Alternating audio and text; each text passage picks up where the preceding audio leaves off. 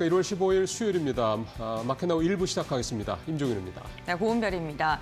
미증시가 새해 들어서 지속적으로 혼조세가 나타나고 있습니다. 나스닥은 연일 조정을 받고 있는데요. 그래도 간밤에 PPI 둔화세가 확인이 됐고요. 이제 시장은 CPI 소비 물가에 좀 소매 판매 쪽에 좀 집중하지 않을까 싶습니다. 이 빅 이벤트가 또 지나고 나면은 우리 시장에는 금통위 예정되어 있고요. 이번 주가 지나면 또 트럼프 행정부가 출범을 하게 됩니다.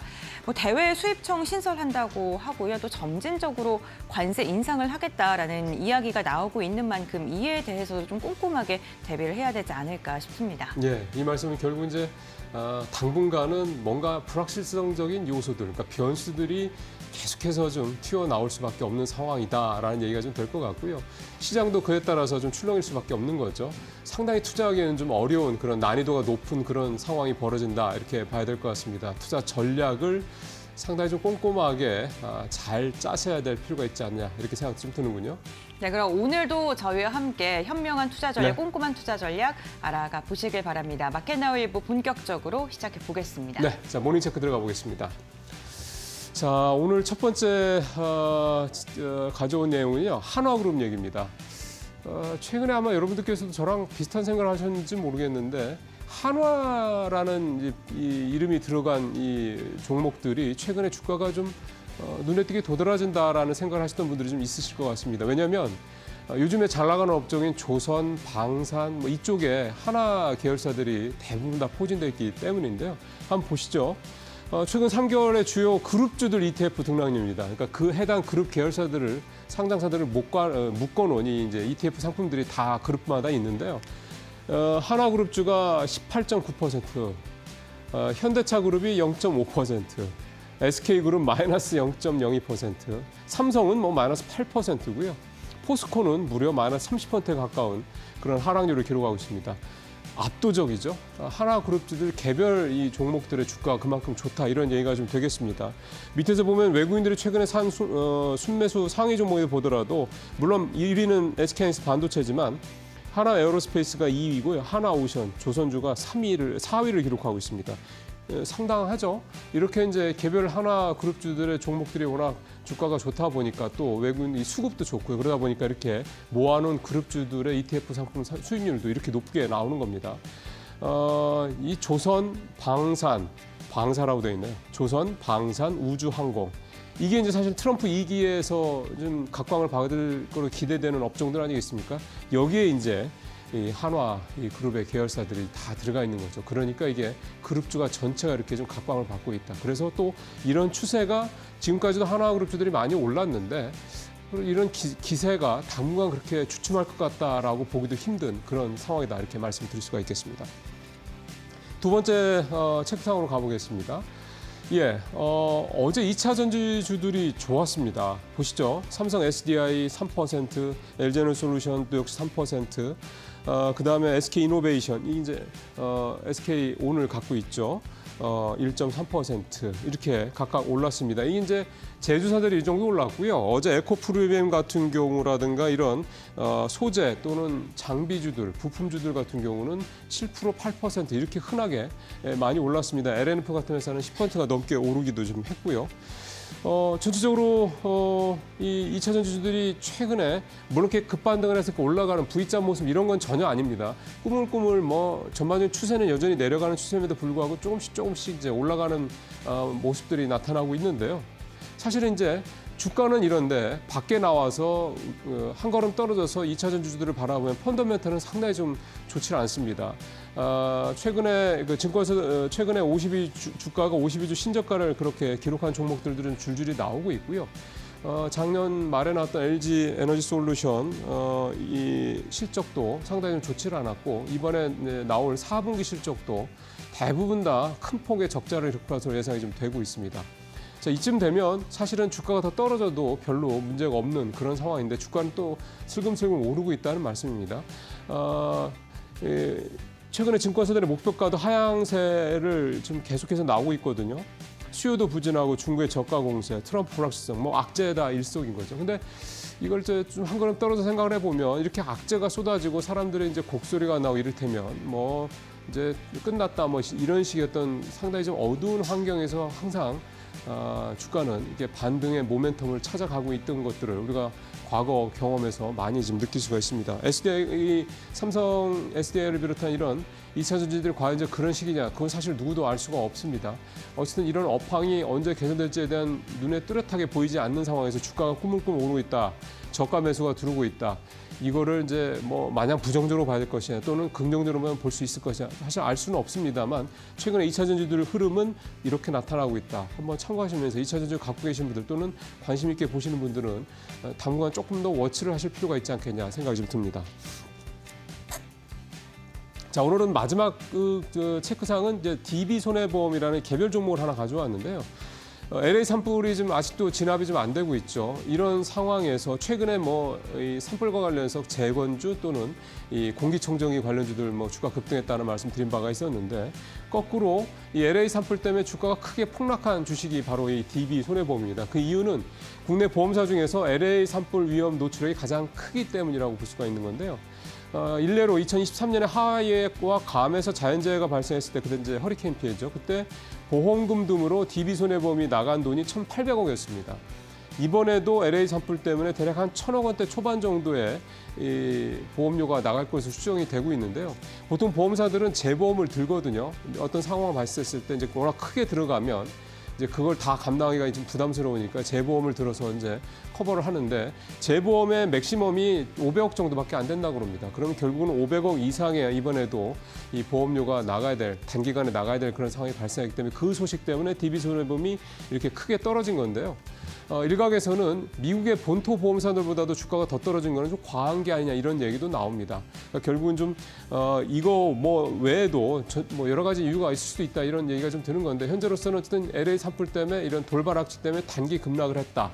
이 얘기는 펀더멘털에 큰 변동이 없다고 그러면 이것도 역시 잘 챙겨봐야 될 그런 종목 중에 하나가 되는 게 아니냐 이렇게 또 생각을 해볼 수 있을 것 같습니다. 모닝체크 여기서 마치겠습니다.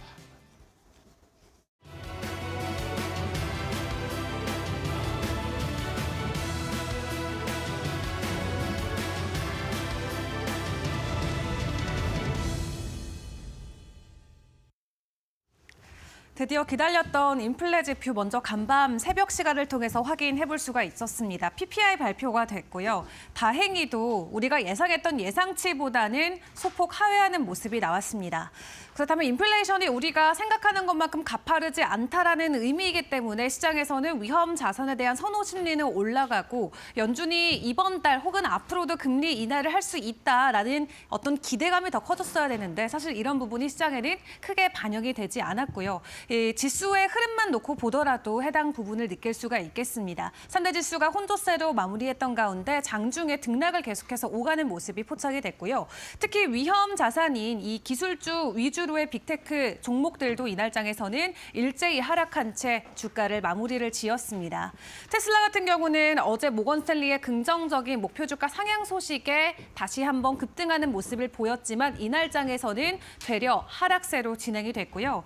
일단 시장에서는 PPI는 다행히도 예상치를 밑돌았지만 다가오는 CPI가 중요할 수 있다라는 코멘트는 내놓고 있습니다. 이 PPI가 PC에 긍정적으로 작용하지 않을 수 있기 때문에 CPI가 시장에 더 큰 반응을 보일 것이다라고 에버코어 ISI 부회장이 이야기를 하고 있고요. CPI가 어떻게 나오냐에 따라서 다를 수는 있겠습니다만 시장에서 S&P 500 지수가 1% 내외로 상향이든 하향이든 움직일 수 있다라는 변동성이 관측이 되면서 지금 최근 근 1년 동안 이번 CPI 지표가 가장 중요하다라는 코멘트도 함께 나오고 있는 상황입니다. 다만 PPI처럼 같이 예상치보다 낮게 나와주면 상관이 없지만 시장 예상치를 웃돌게 되는 경우 다시 한번 이 연준의 기준금리 인하를 더 느리게 할 수 있다라는 것의 뜻을 더하는 지표가 되는 만큼 예상치를 하회하는 수치를 같이 기대를 해보시는 게 좋을 것 같고요.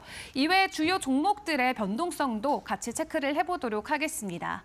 이날장 시장에서 일부 종목들의 주가 하락이 계속 이어졌던 가운데 엔비디아 같은 경우는 이 바이든 정부가 내놓은 AI 반도체 수출과 관련된 규제로 인해서 지속적인 주가 하락이 나오고 있습니다.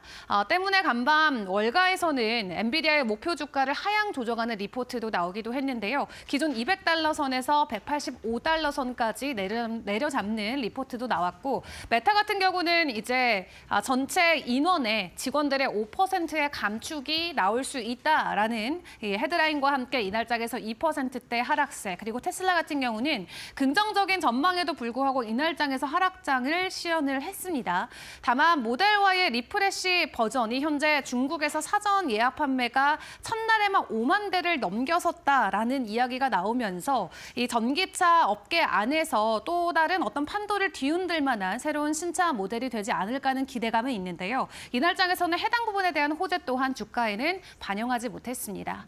그렇다면 이외에 우리가 같이 중요하게 지켜봐야 되는 일정들까지 마무리로 점검을 해보도록 할 텐데, 일단 기다렸던 PPI는 발표가 됐죠. 이제 CPI 발표와 함께 목요일에 한국 금통위 지켜보시는 게 중요할 것 같습니다. 또 이날장에서는 TSMC와 다른 대형 은행주들의 실적 발표까지 겹쳐 있는 만큼 목요일과 금요일에 일정을 중요하게 보시는 게 좋을 것 같고요. 이 외에 일단 헬스케어 컨퍼런스가 마무리가 되고 나면은 다음 주에는 트럼프의 취임과 함께 30일에는 미국의 FOMC까지 준비가 돼 있습니다. 여러 가지 경제적인 변수 일정들이 시장에 아직까지도 남아있는 만큼 매일매일 시장을 꼼꼼하게 점검해보시는 게 중요할 것 같고요. 일단 오늘의 개장 분위기, 국내 증시는 어느 쪽에 더 방향성을 맞춰줄지 개장 상황 저희 이데일리 TV와 함께 꼼꼼하게 전략 세워보시길 바라겠습니다.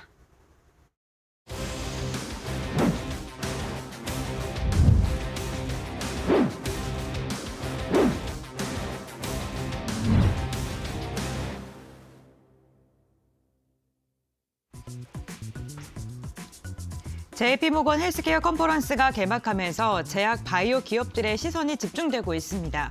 올해 컨퍼런스에서 차세대 항암제로 꼽히는 항체 약물 적합제 신약이 주목받고 있는데요. 국내 기업들도 이에 대한 경쟁력을 적극 홍보할 것으로 보입니다. 삼성 바이오로직스는 새해가 시작되자마자 2조 수주 잭팟을 터뜨리며 역대급 실적을 예고하기도 했는데요. 바이오주 빅 이벤트와 함께 날아오를까요? 지금부터 알아보시죠.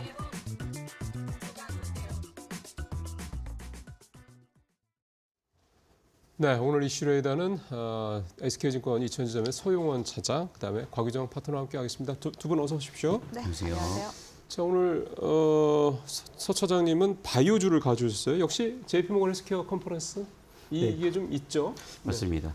지금 사실 CES가 최근에 끝나지 않았습니까? 네, 그러면서 네, 이제 여러 가지 이슈가 반영이 되고 그와 관련된 종목들이 상당히 강하게 움직여줬는데 항상 연초에 행사처럼 나오는 것 같습니다. CES가 끝나고 나면 이제 또 JP모건 헬스케어 컨퍼런스에 대한 이슈를 통해서 네. 뭐 바이오주나 제약주들의 수혜를 입는 이런 모습들이 항상 이어지고 있기 때문에 이번에도 충분히 좀 관심을 가져봐야 될 시기가 아닐까 싶습니다. 그래서 미국에서 이제 어제부터 시작이 됐습니다. 13일부터 16일 JP모건 헬스케어 컨퍼런스가 시작이 됐고 해외 뭐 550개의 기업과 뭐 8,000명 이상의 투자자들이 참여를 할 정도의 네. 대규모 이제 거의 어떻게 보면 바이오 업계에서는 가장 큰 행사라고 좀 볼 수 있겠습니다. 그렇기 때문에 그만큼 이제 여러 기업들도 신약이라든가 여러 가지 파이프라인을 이때에 맞춰서 공개를 하는 경향들이 있기 때문에 네. 우리나라 바이오 역시 호재가 상당히 많이 나올 수 있다라고 좀 볼 수가 있겠고요. 네. 우리나라도 상당히 굵직한 제약 바이오 기업들이 참여를 합니다. 뭐 삼성바이오로직스 대표적으로 볼 수 있겠고요. 뭐 셀트리온이라든가 롯데바이오로직스, 뭐 SK바이오팜, 뭐 한미약품, 뭐 휴젤 이런 기업들이 참여를 하게 되고요. 특히나 이번에 뭐 셀트리온이나 삼성바이오로직스, 롯데바이오로직스 보면 CDMO 관련된 기업들이 상당히 좀 대거 참여를 하고 있습니다. 앞으로 이제 CDMO 시장은 어떻게 보면 규모의 경제에도 참여할 수 있기 때문에 네. 이런 우리나라 국직계 대기업들이 참여를 함으로써 좀 경쟁력을 좀 키워나갈 수 있는 부분이라고 볼 수 있겠고요. 어떻게 보면은 일반적인 신약 개발과는 다르게 캐시카우 역할을 충분히 할 수 있는 예. 바이오 산업 중에 하나라는 점에서 예. 우리나라 바이오들도 굉장히 좀 강력하게 지속적으로 좀 키워나가고 있다. 않을까라고 볼 수 있겠습니다. 네. 여기에 더해서 이제 미국의 생물보안법이 완전히 좀 통과가 되면서 시행이 되지 않고 있는 상황에서 이제 트럼프 2기에 대한 기대감도 좀 있는 부분이지 않습니까? 그러니까 생물보안법 이슈도 그걸 그렇습니다. 지금 포기하기에는 아직 이르다는 거 아니에요? 맞습니다. 이게 생물보안법 같은 경우는 아무래도 트럼프 집권이 이루어지게 되면 중국을 타겟으로 한 그러니까요. 부분들이 있기 때문에 앞으로는 우리나라에 굉장히 유리하게 이어질 수 있는 부분이라고 좀 판단을 하고 있습니다. 그렇기 때문에 이제 우리나라의 제약바이오 기업들도 이쪽에 맞춰서 포커스를 맞춰서 지속적으로 투자를 하고 있는 상황이라고도 볼 수 있겠고요. 네. 그렇기 때문에 이번 이 JP모건 헬스케어 컨퍼런스를 이용해서 한번 좀 제약바이오주에 대한 관심을 좀 가져보시면 좋을 것 같고요. 네. 특히나 그동안에는 사실 제약바이오주가 워낙 소외를 받아왔고 어떻게 보면은 투자자들을 배신한 정도의 주가가 못 올랐던 부분들이 있지 않았습니까? 그렇죠. 근데 그런 거에 비해서 이제는 좀 저가에 대한 기대감도 분명히 있고요. 버블이라는 것이 사실 지금 제약바이오는 사실 막 찾아올 수가 없는 상황이거든요. 그래서 성장주로서의 타겟으로서의 충분히 좀 매력은 현재 놓여 있다라고 볼 수 있겠고요. 네. 최근 뭐 기관지 호흡기 질환에 대한 부분들도 대유행을 전 세계적으로 하고 있지 않습니까? 예. 뭐 중국, 인도를 비롯한 독감 유행까지 이어지는 상황을 보면 제약바이오주들이 우리가 그래도 관심을 가져봐야 될 하나의 섹터로서 좀 살펴볼 수 있는 부분이 되지 않을까라고 생각하고 있습니다. 예, 사실은 이 제약바이오, 뭐 흔한 말로 헬스케어 이쪽은 전 세계가 고령화되는 걸 생각하면 안 될 수가 없는 그런 업종이긴 합니다. 근데 이제 워낙에 해당되는 기업들도 많고 하다 보니 뭐가 정말 진주인지 이걸 찾기 쉽지 않은 것뿐이죠. 이제 그래서 저희가 또 있긴 하는 거고요. 자, 바이오주들도 상당히 좀 많고 넓습니다. 범위도. 고은변을 통해서 좀 요약을 좀 해보겠습니다. 네, 오늘은 다양한 제약바이오 기업들 가운데서 JP모건 컨퍼런스에서 실제로 발표를 하는 기업들을 추려봤습니다. 대표적으로 현지 시각 14일, 그러니까 우리 시각으로는 지금이죠. 발표를 하는 두 기업이 있는데요. 삼성바이오로직스와 셀트리온입니다. 삼성바이오로직스는 5공장이 이제 4월에 완공이 될 예정이다. 18만 리터 정도를 생산할 수 있는 양이라고 합니다. 이와 관련해서 뭐 다양한 ADC 제형이라던가 그 기술력을 발표를 할 예정이고요.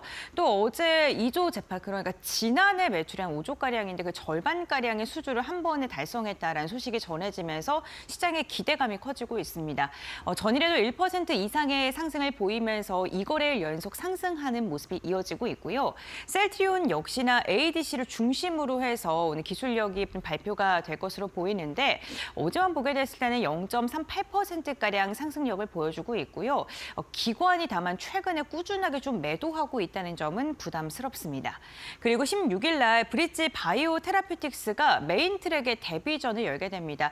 폐 섬유와 관련된 기술력을 발표할 예정이고요. 최근에 하루 걸러 하루 사이 상승과 하락을 오가고 있는데 12월 중순에 강한 상승이 나온 다음에 5,000원대를 돌파하기 위해서 지금 힘을 좀 모으고 있는 모습입니다. 전일에는 4,545원대에 거래를 마쳤고요.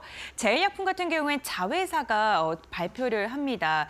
그 신약에 대한 항암 물질 지금 개발하고 있는 것에 대한 그러한 발표도 진행이 될 예정인데, 사실 지금 추세를 보게 된다면 뭐 수급도 막 뚜렷하게 강하게 들어오고 있진 않고요. 주가 자체도 어제만 보게 됐을 때는 1% 이상의 하락세가 나왔습니다. 휴젤 같은 경우에도 보툴리늄 톡신 제재에 대한 발표 진행이 될 예정이고요. 뿐만 아니라 지역별로 지금 얼마만큼 진출을 하고 있는지에 대한 발표도 진행될 예정입니다. 다만 어제 봤을 때 한 2.4%가량의 하락세가 나왔고요. 5일 차트를 보게 되더라도 최근에 뭐 좀 등락이 나오면서 박스권 움직임 가져가고 있습니다. JP모건 컨퍼런스에서 발표하는 기업군들 쭉 지켜봤고요. 오늘 같은 경우에는 HLB가 또 FDA 실사와 관련된 이벤트를 또 발표했기 때문에 시간외에서 HLB 관련 그룹주들이 또 강한 상승이 나오기도 했습니다. 과연 이러한 여러 가지 이벤트들이 바이오주들의 상승 트리거가 될 수 있을지, 그렇다면 우리가 어떠한 종목을 눈여겨봐야 되는지 지금부터 알아보겠습니다. 자, 하나하나 좀 살펴보죠. 서 차장님은 어떤 종목 가져오셨어요? 저는 삼성바이오로직스를 네, 뭐 뭐 대장주죠. 말씀을 드릴 수 예. 있겠고요. 예. 뭐 어떻게 보면은 삼성그룹에서의 어떻게 보면 미래 먹거리로서도 좀 보고 있는 기업이라고 보고 있기 때문에 우리가 당연히 관심을 가져야 될 종목이 아닐까라고 생각을 하고 있습니다. 삼성바이오로스 이번에 JP모건 헬스케어 컨퍼런스에서 이제 그랜드 볼륨에서 이제 발표를 하게 됩니다. 이제 다른 기업과는 다르게 어떻게 보면 메인 섹터에서 이제 참여를 하게 됨으로써 이제 기조연설까지 좀 이어지면서 이번 기대감이 상당히 높아져 있는 상황이라고 볼 수 있겠고요. 아까 전에 앵커께서도 말씀해 주셨지만 뭐 2조 원 규모의 CDMO 계약을 체결을 했습니다. 물론 그 계약사에서 거래처에서 좀 비밀을 유지했으면 좋겠다라는 것 때문에 어디인지는 공개가 되지 않았지만 유럽 제약사에서의 2조 원 규모고 2030년까지 계약이 체결됐다라고 볼 수 있겠습니다. 삼성바이오로직스가 최근 CDMO 쪽에 대한 사업 확장이 굉장히 좀 가파르게 나오고 있는데 지난 10월 달에도 아시아 소재 제약사에서 1조 7천억 규모로 수주가 체결됐었고 작년에 또 미국에서도 발표가 됐었죠. 그렇기 때문에 지금 현재 보시면 미국, 유럽, 아시아 저 권역을 통해서 지속적으로 이제 CDMO에 대한 수주가 이루어지고 있는 상황이거든요. 그래서 이런 점들이 확대된다라면 앞으로 계속 더 늘어날 것으로 예상이 되고 있습니다. 특히나 지금 공장 신설까지 4월 달까지 좀 완료가 된다라면 이 생산 파이프라인 자체가 굉장히 늘어나는 구간이기 그렇죠. 때문에 네. 이런 점에서 수주가 지금 상당히 좀 쟁여져 있는 것조차도 긍정적으로 판단될 수 있겠고 앞으로의 흐름들도 기대해 볼 수 있을 것으로 예상이 좀 되고 있고요. 예. 최근 들어서 또 한번 이제 삼성바이오로직스가 또 신규 사업에 대한 부분들을 통해서 또 ADC죠. ADC 쪽에 대한 차세대 항암제 쪽에 대한 사업도 좀 발표가 있을 것이다. 이제 이번 JP모건 헬스케어 컨퍼런스에서 발표가 있을 것이다라는 얘기가 나오고 있거든요. 그래서 그러한 모멘텀들이 사실 어저께 그로 인해서 주가 반영이 되면서 좀 강하게 좀 상승을 했던 부분들이 있습니다. 그렇지만 뭐 아무래도 이제 정고점에 대한 매물대가 현재 좀 존재를 하다 보니까 좀 저항대로 좀 작용을 하는 모습들은 있습니다만 저는 지금 상황에서 삼성바이오로직스에 대한 성장 모멘텀은 다시 한번 좀 한 단계 컨텀 점프할 수 있는 자리에 놓여 있지 않나라고 생각을 해볼 수가 있겠고요. 왜냐하면은 사실 제약바이오 모멘텀을 못 받은 상황 속에서도 이런 흐름들이 좀 이어진 상황 속에서 좀 더 지금 함께 전체적인 제약바이오에 대한 흐름들도 괜찮아진다라면 100만 원 정고점에 대한 부분들을 돌파 시도할 것으로 예상이 되고 있는 만큼 보고 있습니다. 이 100만 원이라는 이 황제주 이게 부담스럽잖아요. 뭐 그런 부분들이 있습니다만 사실 모멘텀을 받으면 사실 100만 원이라고 하는 것도 저는 뭐 그게 상관없다 생각합니다. 그러니까 지금 이 100만 원이라는 높은 가격대 주가 자체에 부담을 느끼지 마시고 이 회사의 밸류에이션이라든가 향후 맞습니다. 성장성을 주목을 해야 된다. 자, 우리 곽 파트너님은 오늘 어떤 종목 가져오셨어요? 네, 저는 지난번에 이제 셀트리온도 가지고 왔었고 그때도 이제 삼성바이오로직스 잠깐 또 맞아요. 브리핑을 도와드렸었기 때문에 중소형 관련 기업에 좀 초점을 맞춰서 이엔셀이라는 이 상장한 지 얼마 안 되는 회사잖아요. 기업을 가지고 왔습니다. 네.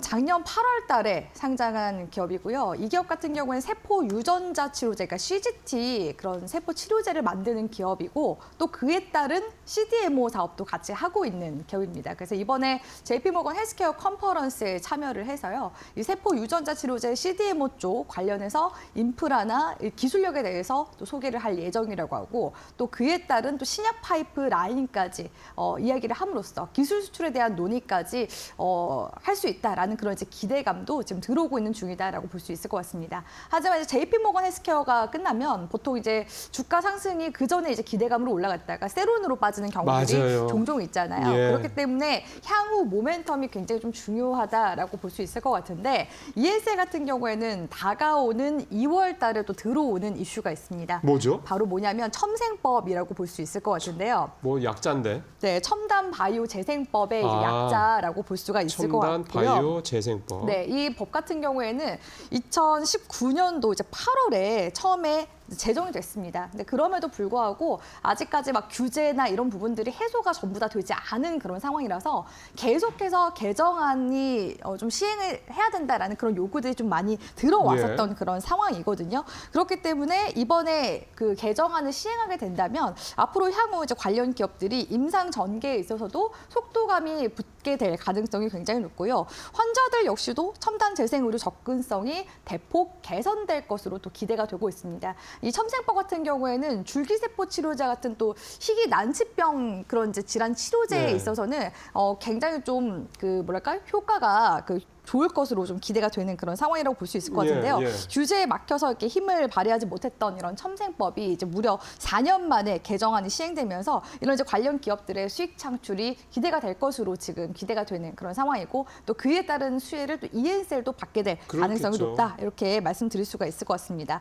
사실 이 세포 예. 유전자 치료제 같은 경우에는 꿈의 치료제라고 이제 불리기도 하는데요. 아무래도 이제 기존의 전통적인 약물과는 달리 유전자를 직접적으로 수정하거나 세포 조작 기술을 활용해서 치료하는 혁신 그런 치료법이라고 볼 수가 있는데 시장 규모만 하더라도요 30조 원에 달할 것으로 추산이 되고 있고 2034년도경에는 약 166조 시장을 형성할 것으로 지금 기대가 되고 있는 상황이라고 볼 수가 있겠습니다. 글로벌하게. 네, 그런데 이 와중에 이런 이제 세포 유전자 치료제 관련해서 또 CDMO 사업을 ENCL이 또 독보적으로 지금 하고 있는 상황이기 때문에 글로벌 지금 빅파마 기업들과 지금 연이어서 수주 계약을 계속해서 따내고 있거든요. 최근에는 또 3번째로 글로벌 빅파마 기업과 수주 계약을 지금 맺게 됐는데 일단은 뭐 비밀 유지 협약 때문에 전반적인 내용은 공개가 그러겠죠. 되지 않았지만 그래도 기존에 이제 계약을 했었던 곳들을 보면은 노바티스나 얀센과 같은 곳들과 이런 이제 수주 계약을 맺었고요. 반제품을 ENCL에서 만들게 되면은 이제 완전한 이제 가공품 같은 경우에는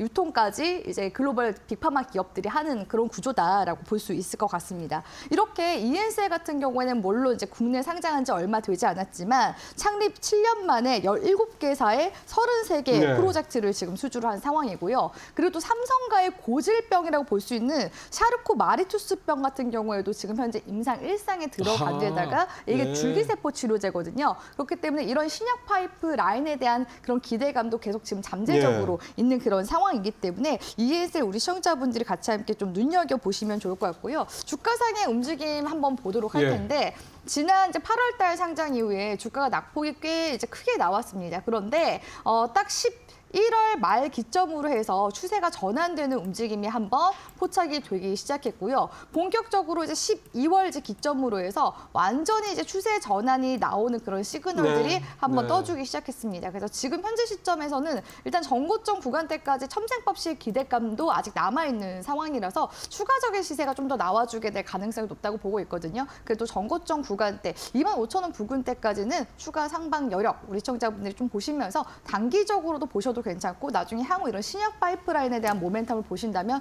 장기 투자도 가능하지 않을까라고 보고 있는 종목입니다. 그러니까 ENCL은 신약도 개발을 하고 그다음에 CDMO도 하고 이게, 네. 이게 비즈니스 모델을 크게 두 개로 보면 되는 거네요. 그렇죠. 예, 이게 뭐 신생 상장사인데 많이 준비되어 있는 회사다라는 생각이 좀 들 만큼 여러 가지를 좀 하고 있네요. 자, 이제 두 번째 시로 가보겠습니다. 엔비디아가 새롭게 선보인 그래픽 처리 장치 RTX 50 출시와 함께 그래픽 더블 데이터 레이터 GDDR이 주목을 받고 있습니다. GDDR은 HBM보다 성능은 다소 떨어지지만 전력 소모가 적고 가성비가 좋아 범용성이 높다는 평가를 받고 있는데요. 업계에선 관련 시장의 규모가 연평균 9.1%씩 성장해서 2032년에는 18조 5천억 원에 이를 것으로 내다보고 있습니다. GDDR 기업들 지금부터 봐야 할까요? 바로 알아보겠습니다. 예, GDDR. 요게요. 최근에 젠슨왕이 CS 2025에서 처음에는 이 새로운 블랙엘이니까 블랙엘이죠. 차세대 AI 가속기.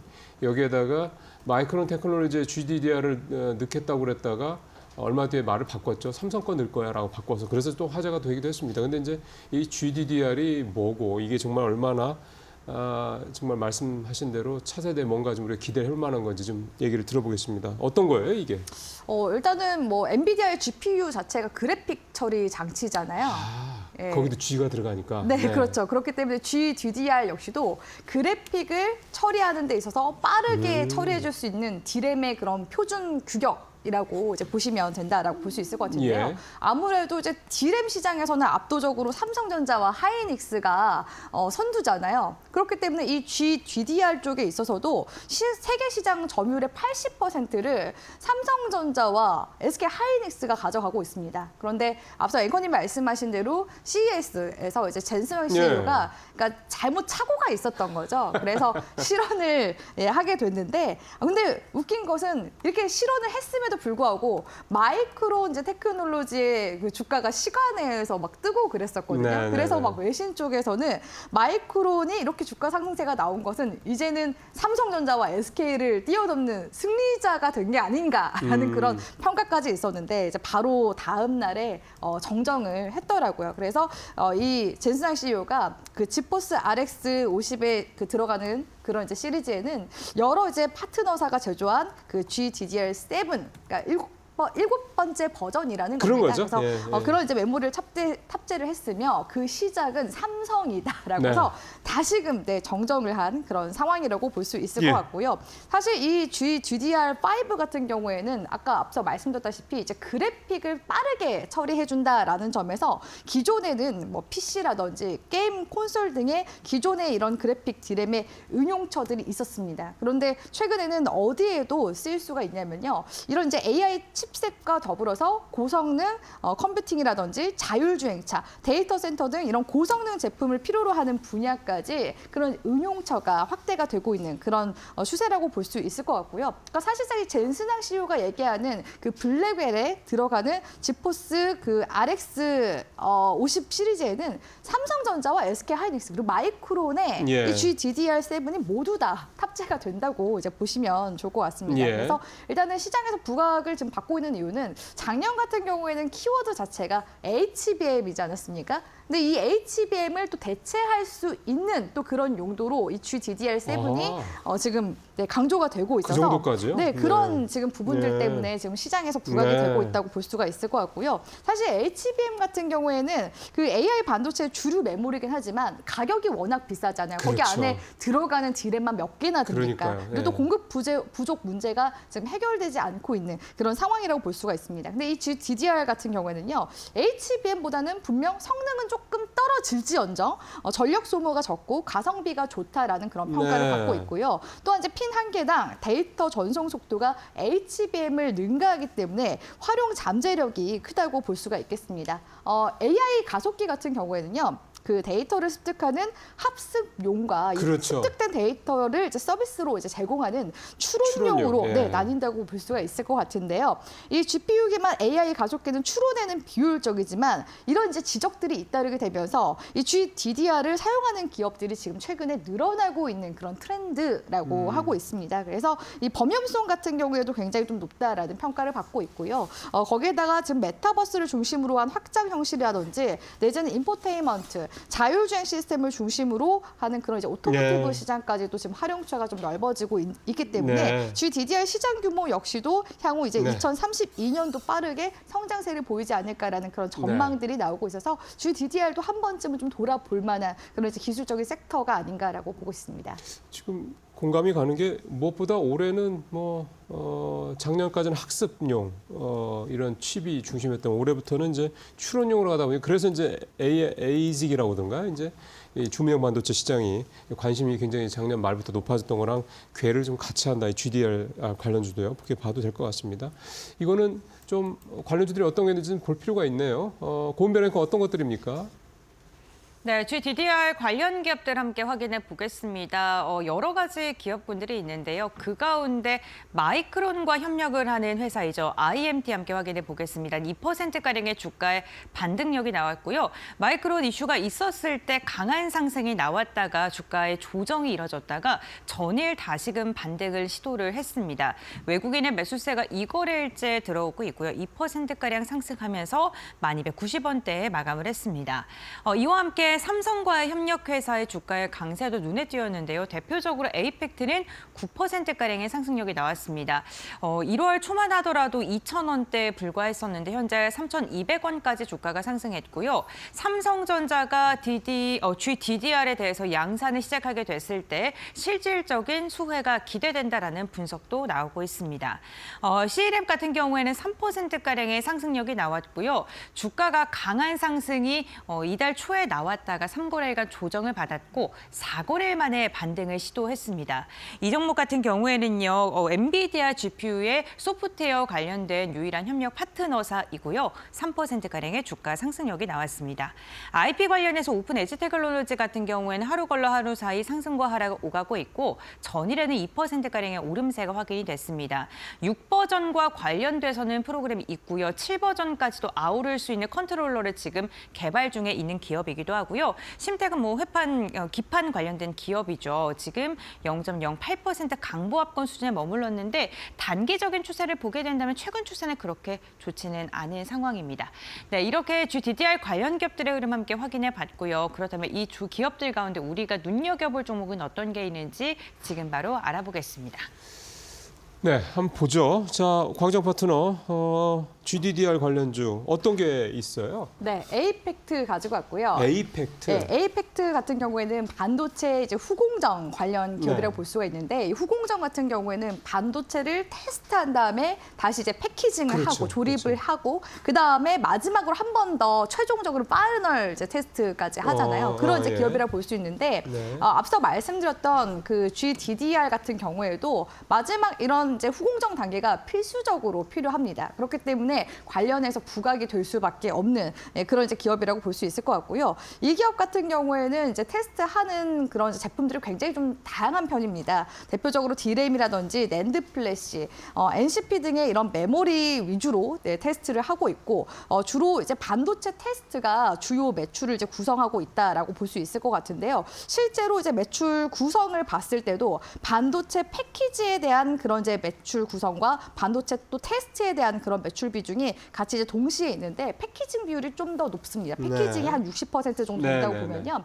테스트는 한 30에서 40% 정도 되는 그런 이제 기업이라고 볼 수가 있을 것 같은데 2022년도경에는 HSemi콘의 패키지 사업을 또 양수를 해서 또 시스템 반도체에 있어서도 후공정 사업에 있어 시너지 효과가 극대화될 것으로 또 그런 이제 이야기가 나왔었고요. 네. 그리고 이 지금 사실 에이펙트 제가 뉴스 기사들을 이렇게 찾고 이제 관련해가지고 리포트를 찾아봤을 때, 그러니까 마지막으로 이제 나와 있었던 내용들이 2023년도 이제 8월경부터 DDR 같은 경우에는 지금 이제 5번째 버전까지 나와 있는 상황이거든요. 네. 이 5번째 버전이 지금 또 AI 쪽에 또 쓰이고 있는 그런 상황이고 기존의 이제 DDR4보다 DDR5 같은 경우에는 속도 자체가 2배 정도 빠르다고 합니다. 그래서 이렇게 지금 최근에 AI 시장의 확장으로 인해서 데이터 서버 시장 수요가 늘어나게 되겠다 따라서 DDR4에서 이제 DDR5 위주로 이제 개편이 되다 보니까 그에 따른 지금 매출이 지금 나오고 있는 중이다라고 볼 수 있을 것 같고요. 그리고 이제 마지막으로 나왔었던 게 이제 아무래도 2023년도 기사다 보니까 GDDR 이제 6 같은 경우는 테스트를 이 기업에서 한다 그랬거든요. 근데 앞서 말씀드렸다시피 그 젠슨항 CEO가 이번에 그 들어가는 시리즈에 GDDR7이 삼성을 시작으로 해서 이제 다른 이제 기업들과 같이 테스트를 한다. 같이 이제 쓰고 있다 이런 이야기를 예. 했잖아요. 그렇기 때문에 이 기업의 고객사가 삼성전자와 SK 하이닉스이기 때문에 아무래도 이제 새롭게 나온 GDDR7까지도 이 에이펙트 쪽에서 같이 그런 이제 후공정 작업을 다루지 않을까라는 그런 이제 부분들을 기대를 해볼 수가 있기 때문에 에이펙트를 주목을 해봤고요. 네. 에이펙트 같은 경우에는 이제 기술적인 움직임 보시면은 아무래도 그렇게 CES에서 그런 해프닝이 또 한 번 있고 또 GDDR에 대해서 또 관심도가 있다 보니까 근래 들어서 주가가 거래량이 들어오면서 상승세가 한번 2거래일 정도 강하게 나온 모습을 볼 수가 있습니다. 근데 이제 작년까지만 하더라도 상반기에 주가 움직임 보시면은 2,500원에서 7,000원 구간대까지 갔었던 종목이거든요. 근데 이 구간대가 다 되돌림이 나온 데다가 오히려 기존의 그 12월 달 구간대를 이탈하면서 주가가 굉장히 많이 밀렸었습니다. 그러니까 재작년 그 12월 달과 비교했을 때 2,500원대에서 사실상 그럼 1,700원 구간대까지 밀리게 된 거잖아요. 이 구간에서부터 이제 기점으로 해서 다시금 이전에 그 전 저점 구간대인 2,500원 구간대를 넘어서기 시작하자 지금 주가가 완전히 좀 추세상으로 상승으로 그러게요. 지금 돌아가고 있는 그런 중이기 때문에 현 구간에서 이제 역헤드앤 숄더를 노려본다라고 친다면은 사실상 이 2,500원 구간대만 이탈하지 않는다면 추가적인 이제 N자 파동을 그려 나갈 가능성이 높지 않을까라고 보고 있어서 기술적인 흐름상으로 봤을 네. 때 일단 거래량이 또 대거 들어왔다라는 점에서 시장의 부각을 받을 가능성 좀 더 커지지 않았나라고 보고 있습니다. 자, 에이펙트 살펴봤고요. 자, 우리 서 차장님은 어떤 종목? 저는 심텍 좀 보고 있고요. 네, 네. 뭐 PCB 제조 쪽이기 때문에 그 기판 관련해서는 뭐 상당히 큰 점유율을 갖고 있다라고 볼 수 그렇죠. 있겠습니다. 뭐 대표적으로 뭐 디램 쪽에 대한 부분들을 지수로 납품을 하고 있고 삼성과 SK 하이닉스를 주요 거래처로 갖고 있기 때문에 대표적인 종목이라고 볼 수 있겠습니다. 다만 이제 지금 뭐 GDDR7에 대한 이슈로 좀 움직임이 최근에는 좀 나온 부분들이 있지만 여전히 좀 디램 가격에 대한 부분들에 좀 영향을 받는 기업들이다 보니까 이로 인해서 조금 큰 반등을 노리기보다는 좀 기술적인 흐름에 의해서 단기적인 반등을 좀 노려보시는 게 좋지 않을까 싶고요. 물론 심텍 같은 경우는 GDDR6에 대한 부분들의 기판의 양산도 해본 경험이 있는 기업입니다.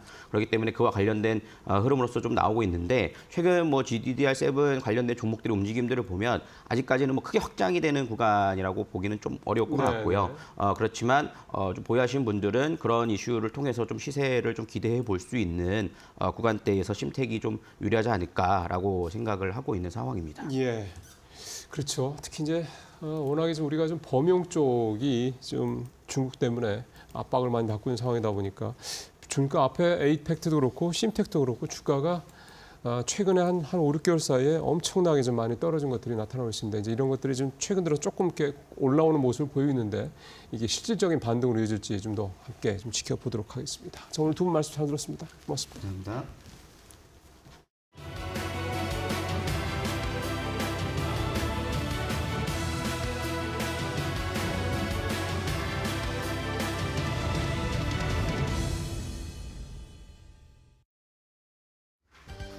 마켓 리포트 강민정입니다. 오늘도 두 종목 함께 살펴볼 텐데요. 오늘은 목표 주가 상향 조정이 나온 두 기업을 확인해 보겠습니다. 공교롭게도 두 기업 모두 HD 현대 그룹주입니다.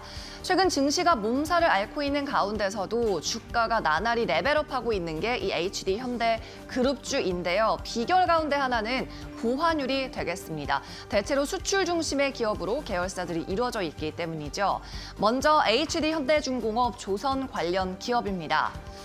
한국투자증권에서 발간한 리포트고요. 제목에 2027년 연결 매출 19조 원 충분히 가능한 숫자다라고 적었습니다. 먼저 4분기 실적 추정치를 확인해보죠. 매출액 같은 경우에는 4조 원 이상을 달성할 수 있을 것 같고요. 영업이익만 3천억 원 넘게 기록하겠습니다. 이렇게 실적이 4분기 좋아진 이유 크게 두 가지로 볼 수 있는데요. 첫 번째는 환율 효과, 두 번째는 엔진 기계 부분의 실적입니다. 먼저 첫 번째 환율부터 확인해 보면요. 지난 4분기 원달러 평균 환율이 3분기 대비해서 45원이나 높아졌습니다. 그렇다 보니까 이 고환율의 수혜를 봤다는 거고, 이 환율 상승에 의해서 영업이익 증가분이 나타난 것만 상선 기준으로만 308억 원 이상이 됩니다. 상선 말고 또 매출액 기여도가 적은 해양 부분까지 포함하면 고환율 효과는 더 높아질 걸로 보여요. 두 번째 실적이 높아진 이유 엔진 기계가 선방을 했기 때문입니다. 엔진 기계 같은 경우에는 4분기 영업일수를 고려해서 실적을 상향 조정했고, 또 DF 엔진 같은 경우는 수익률이 높잖아요. 이 DF 엔진을 중심으로 한 믹스가 개선되면서 여기에 따른 실적 상향 조정도 있었습니다. 결론적으로 엔진 기계 부문에서는 영업이익이 4분기 기준 11% 추정치 상향 조정됐고요. HD 현대중공업의 목표 주가는 36만 원 으로 상향 조정됐습니다. 투자 의견 매수 유지했네요. 다음 장에서 더 자세히 살펴보겠습니다. 네, HD 현대중공업 같은 경우 일단 중장기 매출액 목표 19조 원은 충분히 달성 가능하다고 이야기하고 있습니다. 한국투자증권에서는 HD 현대중공업의 2027년 연결 매출액을 18조 3천억 원까지 이미 달성 가능하다고 이야기하고 있는데요. 영업이익 추정치도 31%나 상향 조정했습니다. 여기에는 해양 부문에서의 수주 가능성이 추정치에 반영이 되면서 이렇게 수치가 높아졌는데, 2027년 매출액 기준으로 해양 부문만 1조 6천억 달성이 가능할 걸로 보입니다. 올해 수주로 목표로 하고 있는 금액이 약 1,800만 달러인데요. 이 가운데 프로젝트 하나만 상반기에 수주를 해서 2027년 상반기에 착공에 들어간다면 충분히 이 같은 31%의 추정치 상향이 가능하다고 가정하고 있습니다. 다만 PB 같은 경우에는 4.4 정도까지 기존 대비해서 비해서 높아졌고요. 결론적으로 목표 주가 36%의 상향 조정이 있었네요. 네, 계속해서 다음 리포트도 확인해 보겠습니다. 마찬가지 HD현대그룹주 이 가운데 전력, 전선기기 쪽을 담당하고 있는 현대일렉트릭 살펴보도록 하겠습니다. SK증권에서 발간한 리포트고요. 제목에 계절적 성수기에 환율 효과까지라고 적었네요. 일단 4분기 실적부터 마찬가지로 추정해 보겠습니다. 4분기 매출은 9,800억 원, 영업이익은 2,200억 원 추정되는 상황이고요. 시장 컨센서스 대비해서 영업이익 기준으로 21%나 높게 나올 것 같습니다. 이대로라면 실적 서프라이즈가 기대되는 상황이죠. 앞서 현대중공업과 마찬가지로 환율 상승으로 인해서 컨센서스가 높아졌지만 이미 여기에도 부합하는 실적을 낼 거라고 보고 있고요. 이 현대일렉트릭 같은 경우에는 전력 사이클의 시점이 장기화되면서 시장의 기대치가 높아지고 있기 때문에 BPS 적용 시점을 딜레이시키면서 목표 주가가 상향 조정됐습니다. 기존 25년에서 내년인 26년으로 변경했고요. 목표 주가는 57만 원으로 상향 조정했습니다. 기존 45만 원 대비해서 굉장히 많이 높아진 타겟 프라이스고요. 투자 의견도 마찬가지 매수 달았네요. 이어서 다음 장에서 더 자세히 살펴보겠습니다. 네, 동사의 2025년 실적을 결정하는 중요한 3가지 변수가 있습니다. 첫 번째는 전력기기 사이클의 장기화, 두 번째는 데이터 센터고요. 세 번째는 증설 이슈입니다. 먼저 가장 큰 파일을 차지하고 있는 게 전력기기 사이클일 겁니다. 통계를 내는 업체에 따라서 숫자가 달라지겠지만 향후 10년간 이 전력기기 사이클의 성장률은 적게는 2.7%에서 6%까지가 전망되는 상황입니다. 2025년에서 2035년까지 10년치의 평균을 낸 수치죠. 그리고 최근에 글로벌 유틸리티 업체들, 전기, 가스, 수도 등을 담당하고 있는 업체들이 대규모 투자를 늘려가고 있는 상황인데 이 투자가 줄어들지 않는 한 올해도 이 사이클은 지속될 걸로 보입니다.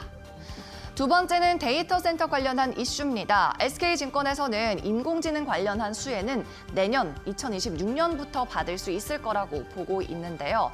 전 세계 통틀어 가장 큰 신재생 에너지 업체인 넥스테라에서도 2027년 케이펙스를 상향 조정했고요. 또 서던 컴퍼니에서도 데이터 센터의 완공이 대체로 2026년에서 28년 사이에 완공될 거라고 강조하고 있습니다. 세 번째 실적 투자 포인트, 증설입니다. 가장 어려운 부분일 것 같은데요.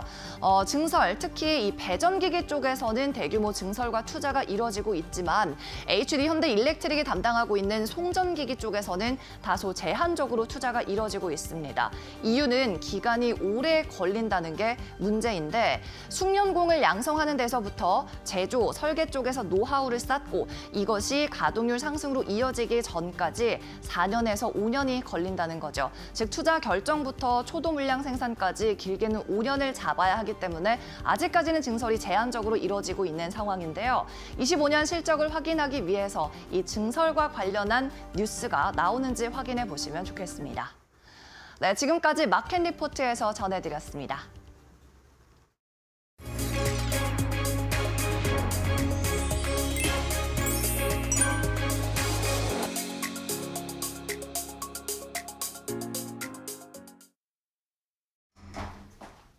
네, 전일 뉴욕 증시는 기술주 위주의 하락이 계속되면서 혼조세로 마감을 했습니다.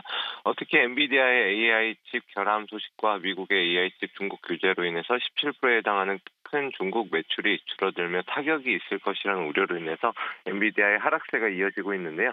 당분간 단기 조정 국면이 이어질 수 있는 상황입니다. 국내 증시도 전일 시장 상승 나오긴 했는데 2,500포인트의 재돌파에는 실패하면서 오늘 추가 상승이 나오지 못한다면 지수 저항대에 부딪히고 다시 밀릴 수 있기 때문에 오늘과 내일 시장의 방향성이 정해지는 만큼 신중한 접근이 필요한 시점입니다.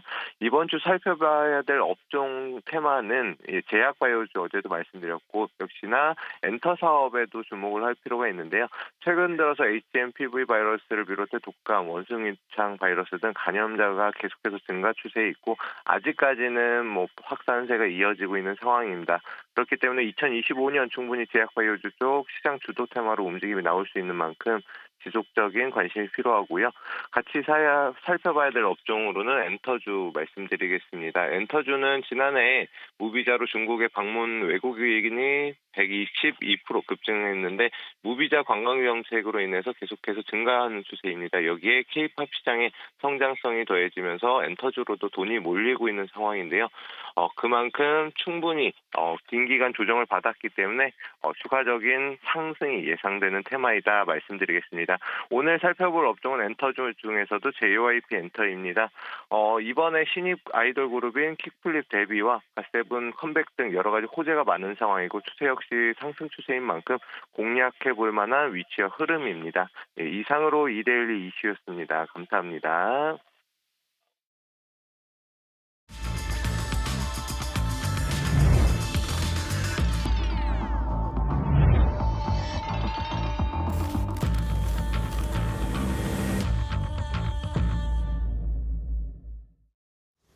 네, 8시 50분, 51분 다 돼가고 있습니다. 마켓 스탠바이 시간으로 이어지겠습니다. 이민 전문가 신일섭 위원 고은별 앵커와 함께하겠습니다. 어서 오십시오. 네, 오늘도 뉴욕 시장은 혼조세 마감. 나스닥은 좀 5일째 하락세를 보이고요. 기술주들 전반적으로 약세 이어지고 있는 그런 상황입니다. 어제 우리 시장은 두 지수 모두 좀 상승 마감을 좀 했고요. 근데 외국인은 계속 팔고 있습니다. 어제 3천억대, 그 전날은 8천억대, 합쳐서 한 1조 2천억 가까이 이틀 연속 외국인들 코스피에서 좀 팔고 있는 그런 모습도 나타나고 수급은 여전히 좀 불안한 모습입니다.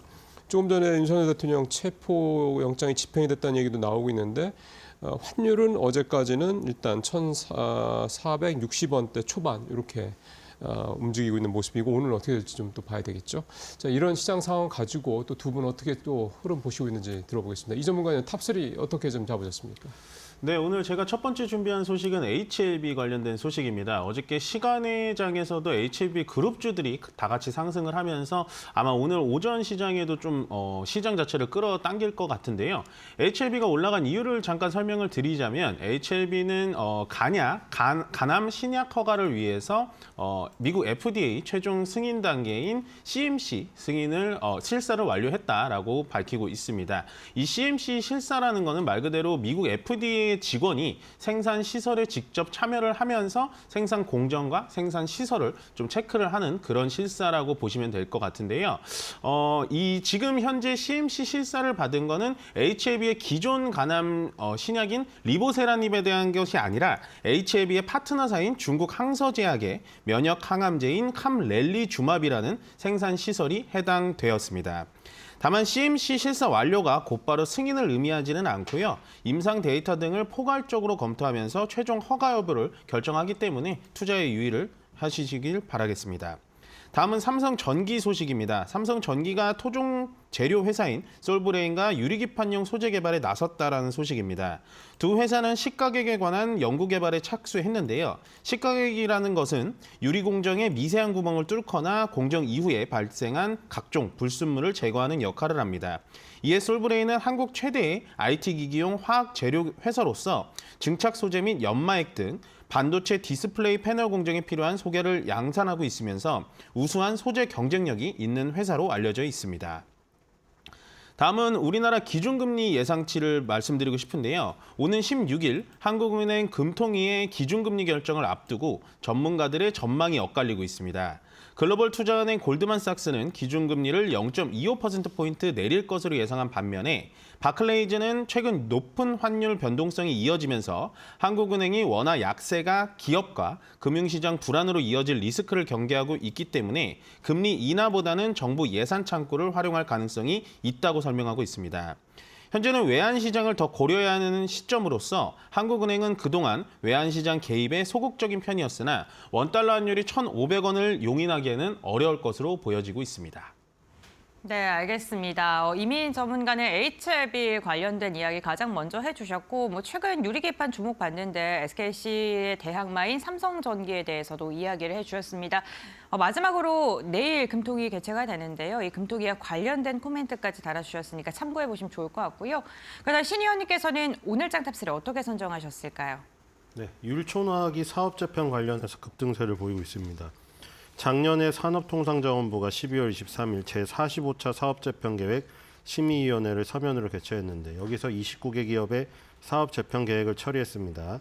여기서 승인된 29개 기업들에게는 향후 5년 동안 5,042억 원 투자 그리고 966명 신규 고용에 나설 계획인데 율촌화학은 포장재 분야의 전문성을 부각시키기 위해서 2차 전지 파우치 필름 시장에 본격 진출한다고 알렸습니다. 우리나라에서 농심의 포장지를 만드는 율촌화학, 그다음에 동원그룹의 포장지를 만드는 동원시스템즈, 그리고 일본의 경우에 예전에 우리나라 어렸을 때 쓰던 필름 카메라 만들던 후지필름 있죠. 이런 포장재, 식품 포장재, 무슨 카메라 필름 만드는 회사들이 시대가 2차전 시대를 맞이하자 그 포장재 필름 기술을 2차 전지 필름 기술로 전환시켜가지고 사업을 성공적으로 적용한 케이스들이 많이 있습니다. 율촌화학도 마찬가지죠. 농심의 새우깡이라든가 신라면의 포장재를 만드는 그 포장재 기술을 2차 전지 필름 쪽으로 지금 전환을 시켜서 전자소재 기업으로 거듭나고 있는 이런 모습들이 보이는데 율촌화학이 산업통상자원부에서 사업재편 계획을 내세운 그 로드맵에 따라서 사업재편의 가속화를 하게 될 것이라는 기대감에 급등을 하고 있습니다. 두 번째는 오스테오닉의 초강세입니다. 계속해서 지금 급등을 하고 있는데 FDA로부터 스포츠 메디신 제품 10종에 대한 510K 승인을 받았죠. 이 그 의료기기도 뭐 지금 이 의약품처럼 승인을 받아야 되는데 클래스 1, 클래스 2, 클래스 3로 나눠져 있고 3등급이 낮은 게 아니라 클래스 3가 인간의 생명과 밀접한 관련이 되어 있는 가장 중요한 클래스 3입니다. 그리고 클래스 1, 2 같은 경우에는 510K를 받으면 되는데 생명에 뭐 직접적인 관련은 없으나 이런 스포츠 관련 항목들에 해당되는 의료기기들이죠. 요거를 받은 상태에서 이미 미국의 협력회사와도 협업관계를 구축해 놓은 상태이기 때문에 이 미국의 그 사업이 수월할 수 있다. 그리고 미국에 판매하는 의료기기의 단가는 국내의 2배를 받고 있습니다. 그렇기 때문에 마진율이 상당히 좋다는 지금 사실 오스테오닉의 북미 사업의 성과에 따라서 주가는 향후 추가 상승이 가능하다 이렇게 보여지고요.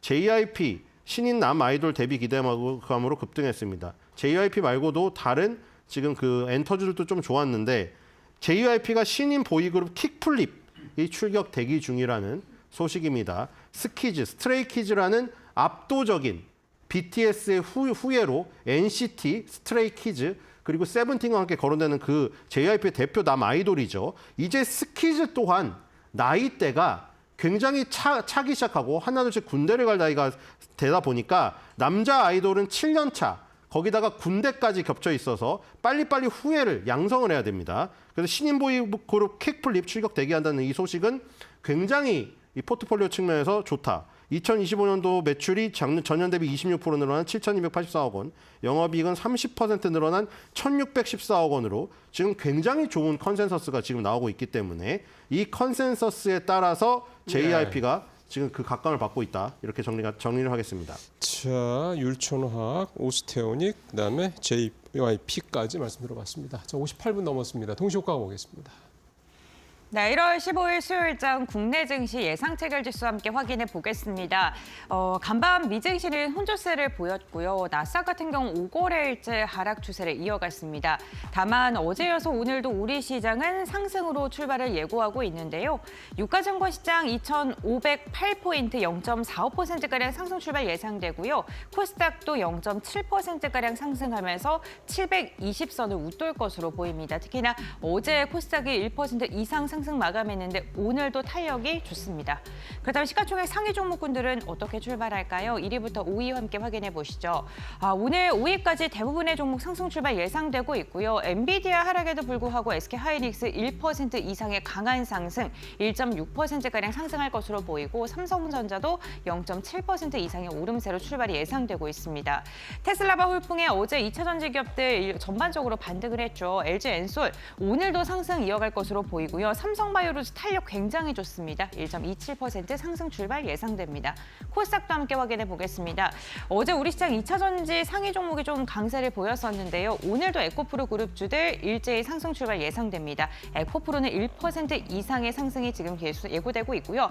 HLB 흐름 좋습니다. 지금 FDA에 대한 기대감 속에 오늘 HLB가 무려 6% 이상 상승하면서 출발을 준비 중에 있고요. HLB 그룹주들의 흐름도 함께 눈여겨보셔야 될 것 같습니다. 알테오젠도 1.8%가량의 강한 상승, 레인보우 로보틱스 역시나 1.2% 상승하면서 오늘 코스피 코스닥 5위권에 있는 종목들 전반적으로 상승 출발 준비 중에 있습니다. 국내 증시 출발합니다.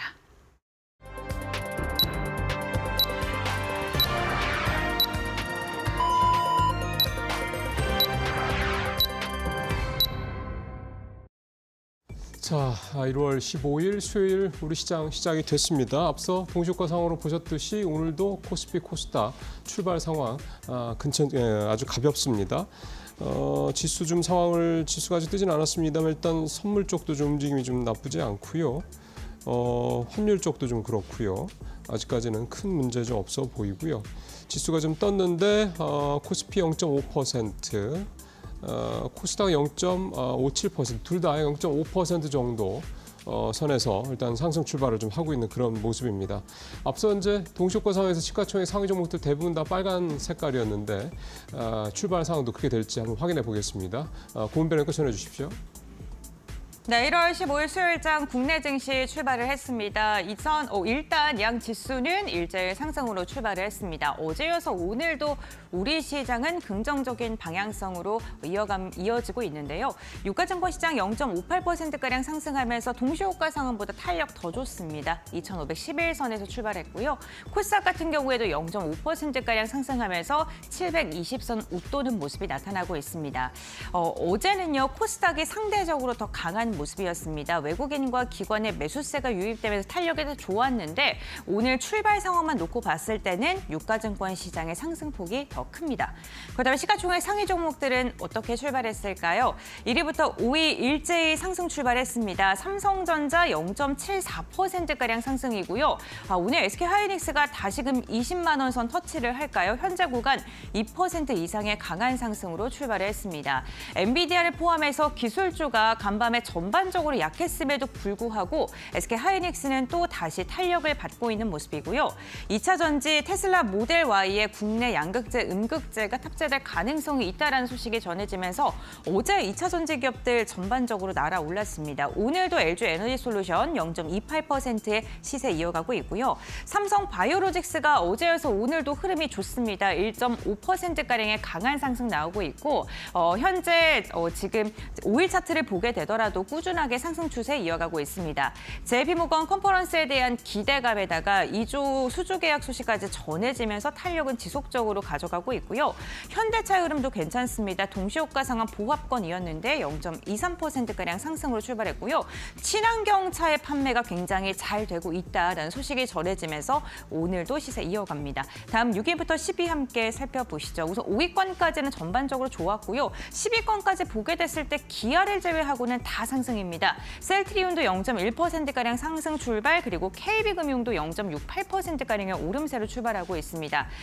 글로벌 증권가에서 지금 KB금융을 포함해서 금융주들에 대해 굉장히 긍정적으로 평가를 하고 있죠. 주주 환원 정책에 대한 기대감, 그리고 외국계 증권 창구에서 지금 금융주들 지속적으로 매수하고 있는데 오늘도 시세는 괜찮습니다. 네이버가 외국인의 매수세 꾸준하게 유입되면서 추세를 우상향으로 끌고 가고 있는데 오늘 2% 이상의 강한 탄력 나오면서 20만 6천 원대 웃돌고 있습니다. 다음 장 보겠습니다. 11위부터 16위 확인해 보겠습니다. 오늘도 조선주들은 날아갑니다. HD 현대중공업이 1.3%가량 상승하면서 오늘 31만 2천 원 선 돌파했고요. 신한지주 3% 이상 오늘 금융주들 전반적으로 다시금 시세 돌리고 있습니다.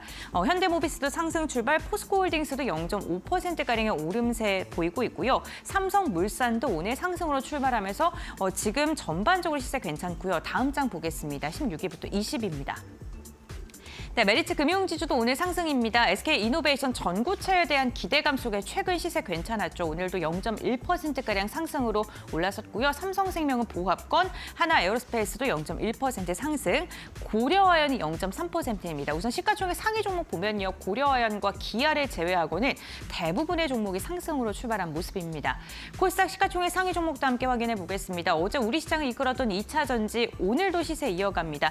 에코프로가 0.6%, BM이 기업들이 1% 이상 상승하고 있고요. HLB의 탄력이 다소 아쉽습니다. 동시호가 상황 속에서는 FDA 대 기대감 속에서 6% 이상의 시세가 예상됐었는데 정규장이 시작되니까 2.6%가량의 상승으로 출발을 했고요. 알테오젠 0.9% 그리고 레인보우 로보틱스 0.2% 소폭 상승 출발합니다. 지금 보합권에서 눈치 보고 있는데요. 삼성의 웨어러블 로봇이 보핏이 출시를 눈앞에 두고 있다라는 긍정적인 소식 전해지고 있으니까 이 부분 참고하시면서 대응해 보셔야 될 것 같습니다. 6위부터 10위 함께 확인해 보시죠. 네, 리가켄바이오는 오늘 소폭의 하락이 나옵니다. 최근 추세가 좀 하락으로 좀 돌아선 모습 나타나고 있고요. 많이 올랐던 만큼 쉬어가고 있습니다. 삼천당제약은 0.4%가량 하락 출발, 클래시스가 0.9% 상승, 휴젤이 오늘 한 걸음 쉬어갑니다. 오늘 의료 미용기기 관련된 기업들 좀 엇갈리는 모습이고요. 엔캠도 상승하면서 2차 전지 어제 이어서 오늘도 좋습니다. 11위부터 15위도 함께 확인해 보시죠. 네, 리노공업 오늘 0.4%, JYP 엔터도 상승이고요. 우선 대부분의 종목은 상승으로 출발했고요. 신성 델타테크의 흐름이 괜찮네요. 2.4%가량의 반등, HPSP도 오늘 1.6%가량 오름세 나오면서 반도체 소부장까지도 전반적으로 상승으로 출발했고요. 엔터주 최근의 흐름 괜찮습니다. JYP 엔터 오늘도 상승으로 출발했습니다. 다음 장 보겠습니다. 네, 셀트리온제약 오늘 상승으로 출발했고요. 이오테크닉스 0.9%, 오늘 2차 전지라던가 아니면 반도체 소재단에 있는 기업들 전체적으로 괜찮은 모습이고요. 실리콘투도 0.6%가량 상승하면서 최근 하락 추세에서 반등을 좀 시도하려는 모습입니다. 루닛은 오늘도 아쉬운 흐름입니다. 0.4%이고요. 펩트론이 좀 많이 빠집니다. 5% 이상 빠지면서 오늘 주가의 조정을 크게 받고 있다는 점, 치매 관련된 그리고 비만 치료제 관련된 기업들 의 흐름도 좀 눈여겨보셔야 될 것 같습니다. 이렇게 개장 직후의 상향 함께 확인해 봤고요. 전문가들은 어떻게 보고 있을까요? 지금 바로 알아보시죠. 예, 오늘 시가총액 상위 종목들 중심으로 물론 아직 3%, 4% 급등하는 그런 식의 종목들은 많이 보이지는 않는데 대부분 다 플러스권에서 1% 내외의 상승 흐름을 좀 보여주는 게 좀 눈에 띕니다. 코스피도 지금 0.9%대까지 상승폭이 좀 확대가 됐고요. 코스닥 아까보다 조금 줄었네요. 0.4% 상승률을 보이고 있는데 오늘 외국인이 좀 삽니다. 현재 551억 코스피에서 사고 있고 그다음에 기관도 좀 사고 있고요. 오늘 그러니까 코스피는 외국인과 기관에 일단 현재 동반 순매수가 나타나고 있습니다. 코스닥은 이제 개인하고 기관이 사는, 외국인이 코스닥은 지금까지는 팔고 있는 모습이 좀 나타나고 있습니다. 환율은 1,450원대 후반까지 지금 더 떨어진 그런 상황입니다. 자, 이제 두 분 시장 출발 상황 어떻게 보시는지 말씀 들어보겠습니다. 자, 이 전문가님. 네, 시장 계속 좋은 흐름 이어가고 있습니다. 저번 주 금요일, 그다음에 이번 주 월요일 정도까지는 시장이 좀 조정을 받는 흐름을 보여줬는데 역시나 어저께, 그다음에 오늘 계속해서 양봉으로 흘러가고 있습니다. 말씀드렸다시피 2,500포인트 이하에서는 신규 매수나 추가 매수 접근을 하시는 게 맞고요. 지금 상태에서 이제 2,500포인트 올라왔을 때 2,600포인트를 보고 가는 게 아닙니다. 지수 자체는 많이 움직이지 않을 가능성이 굉장히 높지만 개별 종목 섹터이기 때문에 종목별로 조선업이라든지 바이오 이쪽으로 갈아타시는 게 훨씬 더 좋다라고 말씀을 드리고요. 코스피, 코스닥이 지금 현재 미국 시장보다 좋은 이유는 딱 한 가지입니다. 어저께 미국 이제 정확하게 트럼프의 피셜은 아니었지만 어쨌든 미국의 워싱턴 저널이었나요? 그쪽에서 나왔는데 트럼프 정부가 현재 이제 관세 부과를 하기 위해서 원래는 보편적인 관세, 일방적인 관세를 얘기를 했지만 점진적인 관세로 얘기가 약간 틀어지고 있다라고 해서 미국 시장도 떨어졌다가 좀 올라가는 분위기였고, 그거에 어쨌든 우리가 많이 겁을 먹었던 지수가 그러면은 관세 부분에 대해서는 FTA 승인을 받은 최우방국들은 조금은 좀 늦춰지는 거 아니야? 그럼 우리나라는 조금 수익이 많이 나지 않나? 이런 분위기가 좀 형성이 되면서 전체적인 시장이 올라가고 있는 듯한 그런 흐름을 보여주고 있고요. 요즘에 좀 특이사항이 뭐냐면 외국인들의 매수세가 강하지 않았습니다.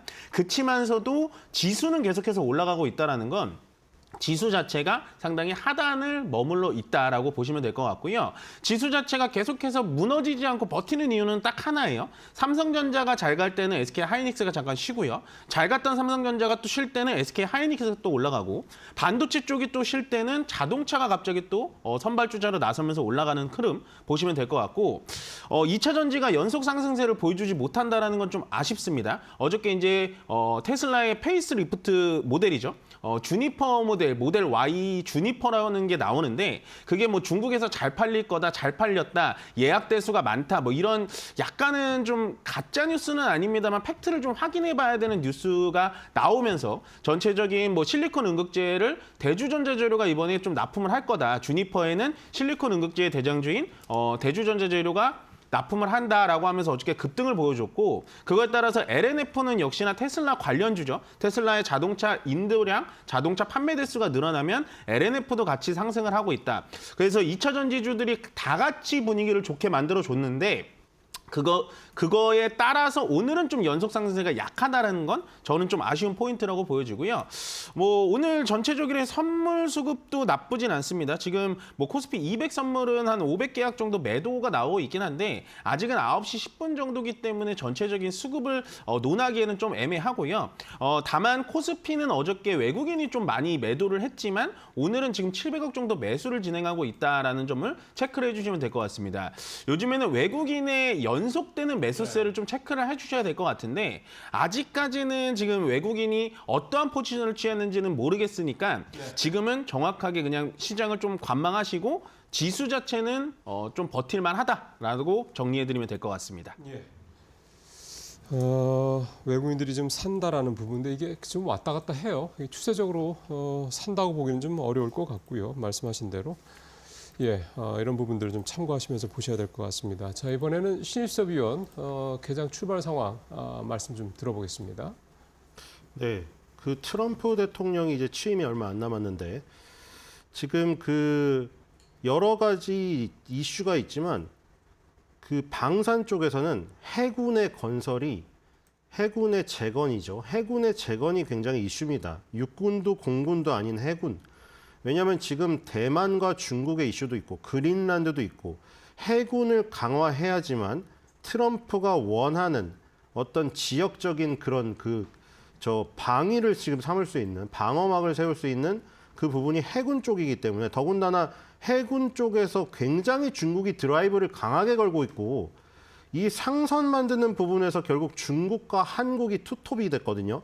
일본 업체 같은 경우에는 맨날 납기를 못 지키고 납기를 겨우겨우 지켜서 납품을 받았더니 배가 제대로 안 만들어져서 막 두동강이 나고 이런 일이 발생되는 바람에 중국과 한국이 다 먹었어요. 거기서 조금 더 고부가가치인 LNG선은 한국 쪽으로 하는데 컨테이너선 같은 경우는 중국이 싹쓸이를 하고 있죠. 근데 결국 이게 똑같잖아요. 북한이 맨날 주장하는 게 왜 너네도 맨날 인공위성 쏘면서 우리 보고 미사일 뭐라 그러냐. 그게 한 끗 차이인 것이거든요. 착한 과학자들이 쓰면 그게 위성이 되는 것이고 나쁜 마음을 먹고 군사적으로 써버리면 그게 미사일이 돼버리는 것이죠. 그러니까 지금 이것도 똑같아요. 그냥 우리가 무역을 하는데 쓰면 상선이 되지만 이거를 정말 뭐 무기로 써버릴 생각이라면 거기에 무기를 탑재하면은 이거는 방산의 배가 됩니다. 그러니까 지금 이게 두려운 것이죠. 옛날에 조선업이 굉장히 호황인, 특히 방산의 해군의 대양 해군, 뭐 영국과 함께 미국이 해군을 완전 잡고 있던 그 시절과는 완전히 딴판인 상황에서 중국이 급격하게 추격을 하다 보니까 아직 항공모함은 뭐 미국이 워낙에 강국이지만 지금 이 부분도 이 상태로 계속 지속되게 되다가는 역전될 가능성이 있기 때문에 트럼프가 굉장히 강조를 하고 있죠. 그렇기 때문에 인터뷰 때마다 그게 나옵니다. 그러니까 우리나라 조선주의 낙수 효과가 떨어진 건데 MRO 시장에서 유지보수죠. 유지보수에서 이제 나아가서 군함을 직접 제작하는 데까지 노리고 있지만 일단 거기는 브레이크가 걸릴 거예요. 왜냐하면 미국의 군함은 미군 조선소에서만 만들어야 된다는 그 법이 있기 때문이죠. 그래서 지금 이런 부분이 어떻게 보면은 그 4년을 넘어서 만약에 공화당이 지금 레드 웨이브잖아요. 계속해서 또 공화당 출신 대통령이 잡는다면은 이건 10년지 대계가 될 가능성이 높습니다. 해군 쪽이. 그래서 지금 우리나라에 2007년에 가던 거와는 완전 다른 배경으로 가고 있다고 말씀드렸잖아요. 만약 이게 정말로 10년지 대계로 간다고 하면은 2007년에 상선으로 가던 때보다는 훨씬 더 큰 모멘텀이 될 가능성이 크죠. 이거는 나라의 어떤 10년지 대계이기 때문에 쉽사리 바뀌지가 않습니다. 뭐 상선의 업황이 안 좋고 이게 상관이 없어요. 10년을 앞에 두고 이거 하겠다. 그래가지고 목표를 세우고 계속 끊임없이 하기 때문이죠. 그래서 지금 오늘도 지금 다 상승을 하고 있는데 일단은 HD그룹, 그다음에 이제 성강밴드, 이태광 같은 것들이 월봉에서 과열권에 진입하긴 했거든요.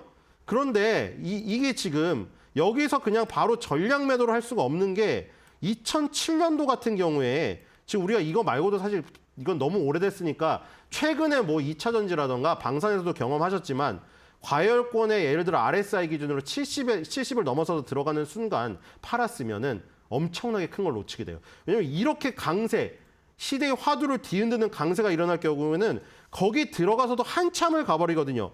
예를 들어 2007년에 성광밴드가 70을 처음에 RSI 70에 접어들었던 때가 2006년도 중반인데 무려 2007년도 말까지 계속 지속이 됐어요. 그리고 RSI가 어디까지 갔냐면 96.20까지 갑니다.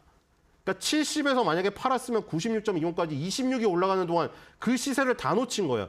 만약에 드라이브가 제대로 걸려가지고 쉬지도 않고 올려친다고 하면은 이거는 살 시간도 없이 그냥 계속 올려버릴 겁니다. 음봉이 단 한 달도 나오지 않을 거예요. 그렇게 되면은 또 닥쳤던 게 지붕 쳐다보는 꼴이 되기 때문에 이걸 만약에 밑바닥에서 지금 밑바닥에 솔직히 제대로 잡았으면 지금 200% 났거든요. 200% 났으니까 수익 실현 하고 싶은 마음이 욕구가 대단하잖아요. 물론 금액에 따라 다르겠지만 많은 금액이 들어가신 분들은 금액적으로 봤을 때 수천만 원 수익이 났으면 실현하고 싶으실 거예요. 근데 이거를 다 실현하지 말고 최대한 하더라도 절반 정도의 차익 실현을 하고 다시 잡는 건 괜찮습니다.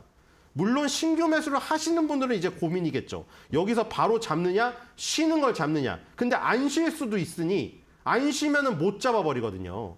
그렇기 때문에 어쨌든 HD그룹 3개랑 태강 성광밴드 여기 안에서는 무조건 하나는 한두 개는 가지고 가야 여기서 소외가 되지 않는다는 거. 이번에는 지금 그 상선의 업황이랑 전혀 상관이 없습니다. 처음에 클락슨 신조선가라던가 아니면 우리의 그 중국하고 나눠 맞는 수주가 어느 정도를 먹는가 그거에 관심을 가졌는데 지금 포커스가 미국의 해군 재건으로 갔어요. 그래서 지금 하나오션이 가장 강한 것이고 그래서 여기에 초점을 맞추고 어차피 피팅주는 상관없습니다. 피팅주는 군함이 됐던 상선이 됐던 피팅, 관 이음새라는 거는 엄청나게 많이 들어갈 수밖에 없는 것이고요. 만약에 잠수함 같은 경우는 더 많이 필요하겠죠. 잠수함은 해저에 있기 때문에 피팅이 훨씬 많이 필요해요. 단순하게 생각해서 그렇죠. 피팅이 없으면 그 심해에서 어떻게 버티겠습니까? 그렇기 때문에 관이음새는 쓰일 때가 무궁무진하다는 것을 명심을 하시고 성광밴드의 태강, 요 관이음새의 이 지금 시세가 어떻게 되느냐가 이 조선업의 시세가 얼마나 퍼지느냐 스펙트럼의 그 확장세를 결정하는 가늠자라고 다시 한번 말씀을 드리면서 계속 두 종목의 추이를 주목하시기 바랍니다.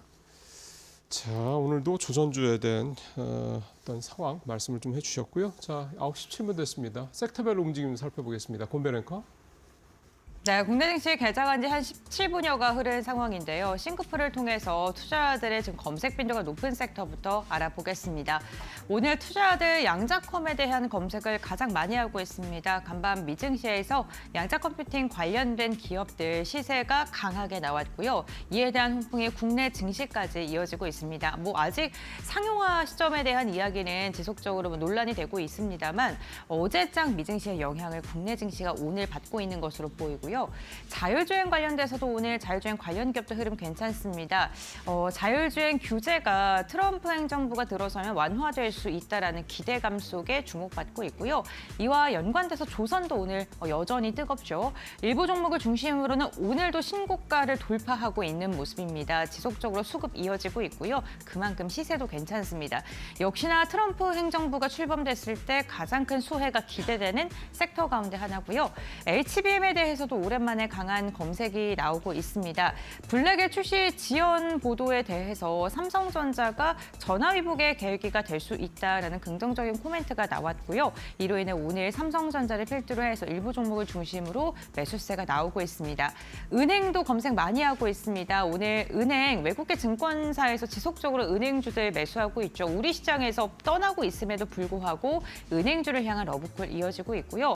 항공은 개별 이슈가 있습니다. 항공 같은 경우 대명소노가 또 TA항공에 대한 인수를 추진한다라는 소식이 전해지면서 관련된 계열사들 그룹주들 상승하고 있고요. HLB 그룹주도 오늘 개장 직후에 시세 분출했었는데 가남 신약에 대한 기대감 다만 윗골이 길게 달고 있습니다. 그렇다면 수급 상황은 어떻게 진행되고 있을까요? 유가증권 시장 먼저 확인해 보시죠. 오늘 외국인이 다시 돌아왔습니다. 오늘 900억 원가량의 순매수 나오고 있고요. 기간 소폭이지만 물량 담고 있습니다. 외국인의 수급이 오늘 오후장까지 상승까지 이어질 수 있을지는 좀 보셔야 될 것 같고요. 코스닥 함께 보겠습니다. 어제 코스닥에서 외국인과 기관이 시장이 이끌었었는데 하루 만에 또 매도로 돌아선 외국인입니다. 코스닥에선 790억 원가량의 순매도 나오고 있고 다만 그 물량을 개인과 기관이 소화해주고 있습니다. 업종 별 등락률도 함께 확인해 보겠습니다. 유가증권 시장입니다. 오늘 대부분의 업종 상승하고 있고요. 그 가운데서도 보험 업종이 오랜만에 강한 반등, 증권도 상승하고 있고 운수창고가 1.7%, 전기, 전자가 1% 이상 상승하면서 시가총액 상위 종목이 뭐 현대차라든가 아니면 삼성전자, SK하이닉스가 업종 상승 이끌고 있고요. 의료정밀과 음식료품이 상대적으로 약합니다. 다음은 코스닥 함께 확인해 보시죠. 네, 코스닥도 지금 대부분의 업종이 상승을 하고 있습니다. 다만 제약이 1.5%가량 빠지고 있다는 게 좀 특징적이고요. 비금속, 인터넷이 1% 이상 상승, 방송 서비스 오늘도 1.2%가량 강한 상승 나옵니다. 그렇다면 오늘 상승률 상위 종목군들은 어떤 게 있을까요? 코스피입니다. 네, 오늘 DS 단석이 두 자릿대 강세 보이고 있고요. 그 아래쪽을 보시게 되면 조선주들이 나란히 이름 올리고 있습니다. 삼성중공업, 한화엔지니 5에서 8%가량 상승 나오고 있고요. 오늘 코웨이도 5%가량의 오름세 나오면서 5일 차트 보게 되면 좀 어제 이어서 오늘도 좀 시세를 이어가고 있다는 게 특징적이고요. 2차 전지 기업들 일부 종목을 중심으로는 시세 나오고 있고 반도체 기업들도 괜찮습니다. 다음 코스닥 상승률 함께 확인해 보겠습니다. 네, 코스닥 보게 된다면요. AFW가 결국엔 상한가에 올라섰습니다. 개장 직후부터 시세를 분출했고요. 칩셋 미디어가 삼성, 구글과 함께 뭐 비디오와 관련된 그 기술 개발에 나선다, 협력에 나간다라는 소식이 전해지면서 20% 이상의 강한 상승 나오고 있고요. 한국 첨단 소재도 두 자릿대 강세 보이고 있습니다. 역시나 반도체, 2차 전지 그리고 자율주행을 중심으로 해서 오늘 강한 시세가 나오고 있다는 점 체크해 보셔야 될 것 같습니다. 이렇게 개장 직후 특징 주들 함께 확인해 봤고요. 그렇다면 전문가들은 어떠한 종목 눈여겨보고 있을까요? 지금 바로 알아보시죠. 자, 이 전문가님 어떤 특징들 보십니까? 네, 시장 좀 흘러가다 보니까 뭐 코스닥은 좀 음봉 전환, 코스피는 좀 오전 갭상승 띄워놓은 것보다는 조금 떨어지고 있습니다. 다만 좀 걱정되는 거는 시장이 좀 이렇게 안정감을 취하는데 역시나 좀 양자 암호 쪽에 또 수급이 좀 몰리고 있다라고 생각이 좀 들고 있고요. 오히려 오늘처럼 양자 암호가 좀 기술적인 반등이 들어올 때는 신규 매수를 생각을 하지 마시고 내가 만약에 모르고 물려 있다면 올라가는 종목을 모르고 탔다면 지금은 좀 탈출해야 되는 시기가 아닌가라는 생각이 듭니다. 물론 어저께 미국 시장에서 리게티 컴퓨팅이 또 급등을 하면서 오늘 양자 쪽에 종목들이 좀 올라가긴 했는데 저는 뭐 국내 주식의 양자 관련된 종목들은 크게 연관성은 없고 테마성이다라고 생각을 하기 때문에요. 오늘 급등이 오히려 탈출의 기회지 않을까라는 좀 걱정스러운 말씀을 전해드리고 그다음 좀 보고 싶은 섹터는 제약바이오 쪽입니다. 제약바이오 쪽이 좀 올라갈 듯 싶은데 오늘도 신통치는 않습니다. 특히나 코스피 쪽에서는 뭐 삼성바이오 로직스, 셀트리온이 좀 버텨주고는 있습니다만 코스닥 쪽에 좀 제약바이오들이 좀 떨어져 주고 있거든요.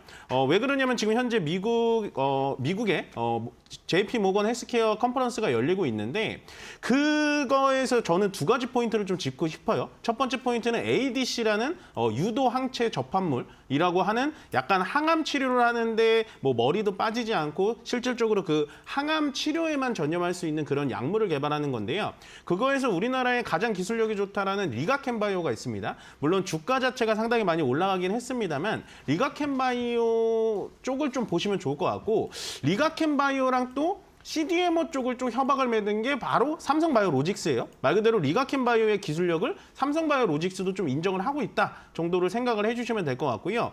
그 다음에 봐야 될 건 이제 비만약 쪽입니다. 현재 비만약이 나와 있는 거는 대부분 주사제예요. 주사제라는 건 말 그대로 병원을 가가지고 처방을 받아서 의사한테 주사를 받아야 되는 그런 약간 불편함이 있는데 지금 덴마크의 노보노디스크가 현재 경구용, 그러니까 먹는 비만약을 좀 개발을 해주면서 비만약 관련된 테마도 좀 한 번 정도 움직일 수 있지 않을까.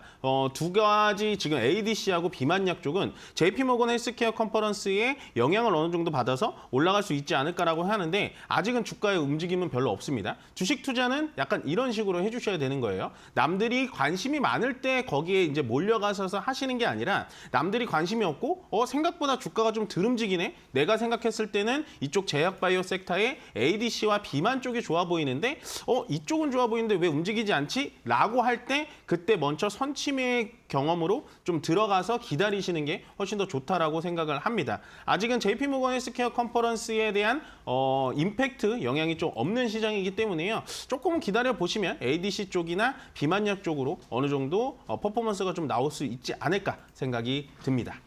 예.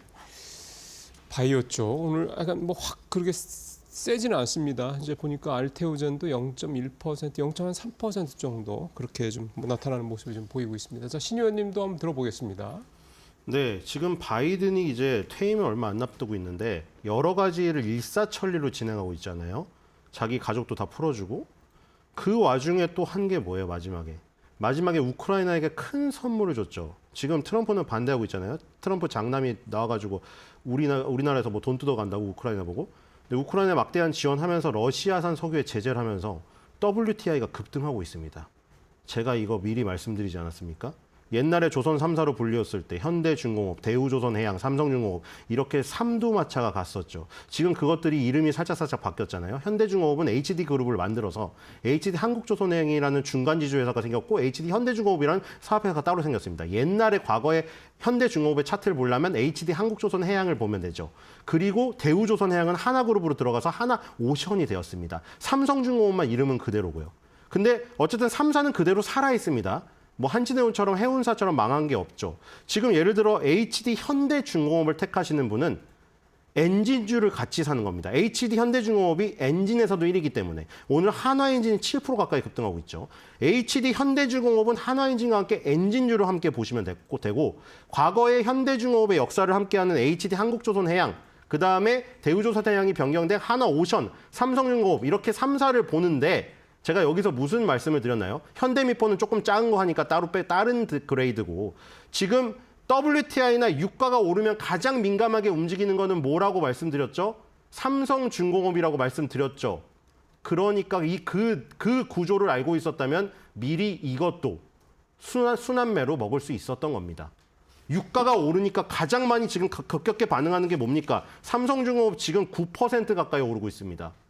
왜 이렇다고 했죠? 삼성중공업은 대우조선해양이나 현대중공업처럼 군함을 건드리지 않았고요. 군함은 현대중공업이랑 대우조선해양 두 업체의 어떤 시장이었고 삼성중공업은 해양 플랜트 둥둥 떠 있으면서 거기서 뭐 LNG를 채취하거나 석유를 채취하고 하역 저장하는 설비 아니면 쇄빙선 이런 데 집중했기 때문이죠. 그로 인해서 유가가 완전히 급락을 하면서 그 당시에 해양 플랜트들을 고철로 떠안아서 오랫동안 굉장히 어려움을 겪었지만 지금 고철 덩어리 다 처분하고 WTI가 이렇게 오르게 되면 뭐가 또 뜹니까? 중동에 돈이 많아지죠. 그러니까 WTI가 오르고 그 유가가 오르면 이 중동의 부자들이 막 맨체스터 시티 사고 이러는 거예요. 돈이 많아지니까. 그럼 또 뭐가 생기겠어요? 중동의 플랜트들이 많이 생기겠죠. 석유화학 플랜트들이나 이런 지금 해양 플랜트가 많이 생기죠. 땅에서 파는 기름값이 너무나 비싸지면 바다에 가서 그 기름을 파는 효율성이 올라가기 때문에 삼성중공업이 가장 유리하다고 했습니다. 그러니까 지금 이런 모습도 이미 포착하실 수 있었던 것이고 그렇게 해서 이런 순환매들을 다 뼈째 다 먹을 수 있는 기본은 이 특징을 파악하는 것이죠. 그러니까 여러분들이 미국 군함이 10년지 대계로 해군을 증강하는 데 포커스를 맞추시는 분은 하나오션의 비중을 많이 가져가시면 되고 나는 유가가 지금으로부터 계속 가서 이제 $100를 돌파할 것 같다. 그럼 고철 덩어리를 처분하고 해양 플랜트에 관점이 있는 삼성중공업에 가장 비중을 실으면 되시고 나는 정통으로 1등을 하고 싶으며 엔진의 강점까지 있는 회사를 하고 싶다고 하시면 HD 현대중공업, HD 한국조선해양 이 둘 중에 하나를 고르면 되는 것이고 나는 조금 더 빠른 순환매로 돈을 빨리 회수하는 걸 하고 싶다고 하면 HD 현대미포의 중심을 두면 되시는 거예요. 왜냐하면 우리의 자산은 한정되어 있기 때문에 어쨌든 중요한 건 뭐다? 지금은 한눈 팔 때가 아니고요. 여기에 집중을 해가지고 수익률이 중요하지 않습니다. 수익금이 중요합니다. 이렇게 대시세가 나는 시클리컬 업종에서는 10년마다 오는 흐름에서 정말 크게 챙기셔서 여러분들의 가정의 10년지 대계를 책임질 정도로 내 계좌를 부풀리는 게 중요합니다. 지금이 바로 그런 시점이라고 판단이 되기 때문에 이렇게 강력하게 얘기를 드리고 지금 민감하게 대응을 하셔가지고 정말 한치의 빈틈도 없이 꼭 챙겨가셔야 될 타이밍이라고 생각이 됩니다. 예. 네, 알겠습니다. 오늘도 뭐 조선주에 대한 이야기 집중적으로 해주셨고 신고가 돌파하는 종목 지속적으로 나오고 있습니다. 그렇다면 오늘 두 분과 오늘장 키포인트 어떻게 선정했는지 이야기 나눠볼 텐데요. 이 전문가님 먼저 말씀해 주시죠. 네, 다가오는 미국 지표에 좀 집중을 해보자. 매크로 지표에 집중을 해보자는데요. 어저께 저녁에 PPI 지표가 괜찮게 나왔죠. 생산자 물가지수가 괜찮게 나왔고 미국 시장은 반응이 많이 없었습니다. 다만 미국 시장에서 보는 건 오늘 밤에 나오는 CPI 지수, 소비자 물가 지수에 대해서 아마도 좀 예민한 반응을 보이지 않을까라고 해서 현재 분위기가 좋은 우리 시장에 CPI 지표까지 괜찮게 나와준다면 또 추가 상승이 있지 않을까라고 생각이 듭니다. 네, 알겠습니다. 오늘 밤에 발표가 되는 물가지표 집중하자라고 이야기해 주셨고 신 의원님께서는 어떻게 선정하셨을까요? 네, 트럼프 시대 개막 카운트다운 수혜주 강력 홀딩입니다. 아마 첫날 행정명령을 시작으로 굉장히 강력하게 밀어붙일 가능성이 큽니다. 왜냐하면 마지막이고 더 이상 할 수가 없기 때문이죠. 법을 바꿀 수는 없거든요. 4년밖에 남지 않았기 때문에 1기 때 못했던 거를 정말 강하게 밀어붙일 것이고 레드 웨이브이기 때문에 그게 정책적 뒷받침이 될 겁니다. 그래서 미국에서 만약에 한다고 하는 것, 거기서 낙수 효과로 먹을 수 있는 것은 따박따박 챙겨 먹어야 돼요. 그렇지 않으면 우리는 혼자 독자적으로 갈 수 있는 증시가 아니기 때문에 아마 비실비실할 겁니다. 절대 격가지에 가 있지 마시고 중간 지주, 나무의 기둥에 매달리셔가지고 태풍이 오더라도 뿌리가 꺾이지 않는 그런 다짐을 하시면서 꼭 지켜나가시기 바랍니다. 네, 알겠습니다. 뭐 두 분 공통적으로 미국 시장에 대한 이야기를 해주셨습니다. 오늘 말씀은 여기까지 듣겠습니다. 고맙습니다. 수고하셨습니다.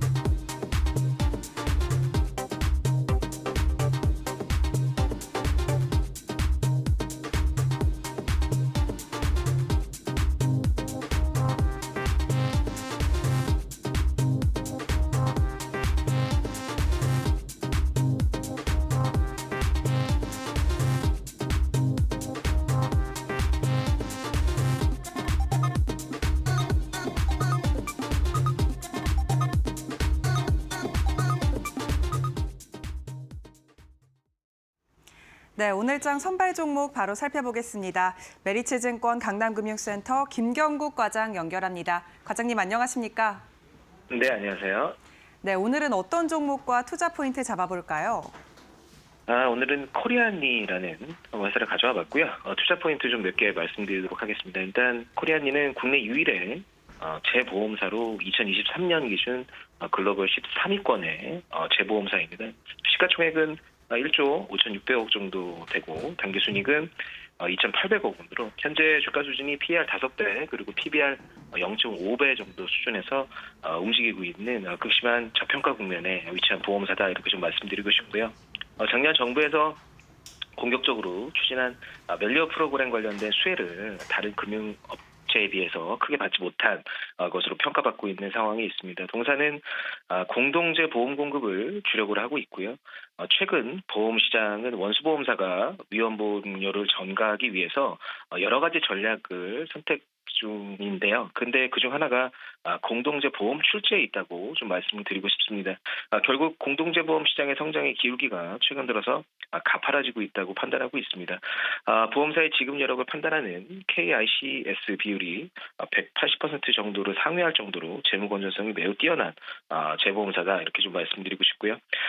또 동사의 포트폴리오 내 해외 부문 비중이 31% 정도 되는데 국내 보험사 대부분이 해외 쪽 비중이 전무함을 감안한다면 동사의 성장의 상방이 글로벌하게 좀 열려 있다 이렇게 좀 생각해도 될 것 같습니다. 그리고 동사는 매년 배당 성향을 30% 정도 유지하고 매년 말 20% 정도의 무상 증자를 하고 있는데 양호한 주주 환원 정책을 시행하고 있기 때문에 안정적인 투자처로는 매력적인 회사가 아닌가 이렇게 좀 생각하고 있습니다. 네, 그렇다면 가격도 함께 살펴보겠습니다. 가격 전략은 어떻게 잡아볼까요? 일단 기술적으로 최근 안정적인 우상향을 그리면서 꾸준한 상승을 보여주고 있기 때문에 현재가 부분에서는 충분히 한 매수로 접근해 볼 만한 메리트가 있다 이렇게 좀 말씀드리고 싶고요. 목표가는 1만 원 그리고 손절가는 7,000원으로 제시해 드리도록 하겠습니다. 네, 매수가는 현재가에서 접근해도 괜찮다고 말씀해 주셨습니다. 네, 오늘 말씀 여기까지 듣겠습니다. 고맙습니다. 네, 감사합니다. 오늘의 종목 재보험사 코리안리 확인하시고요. 지금까지 오늘장 선발 종목이었습니다.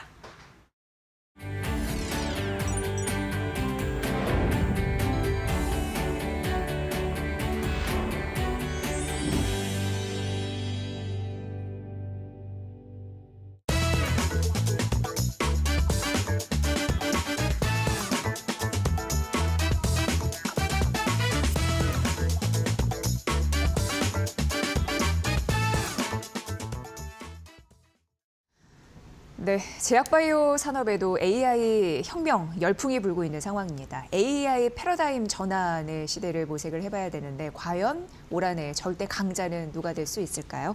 올해 상반기 제약바이오 업종 전략을 자세하게 분석해드리도록 하겠습니다. 오늘 제 옆에 박주근 리더스 인덱스 대표 나와 계십니다. 대표님 어서 오세요. 네, 안녕하세요. 네, 참 이런 이슈가 있었습니다. 참 엔비디아가 할 일도 참 많은 것 같습니다. 네. 글로벌 의료 산업도 AI를 만나서 이제 폭발적인 성장이 예고가 되고 있는 상황에서 엔비디아가 자체 AI 신약 개발 플랫폼을 내세워서 여타 글로벌 헬스케어 업체들과 이제 손을 잡고 있는 모습 앞으로 더 확대되지 않을까라는 예상을 하게 됩니다. 어떻게 이 이슈 바라보셨습니까?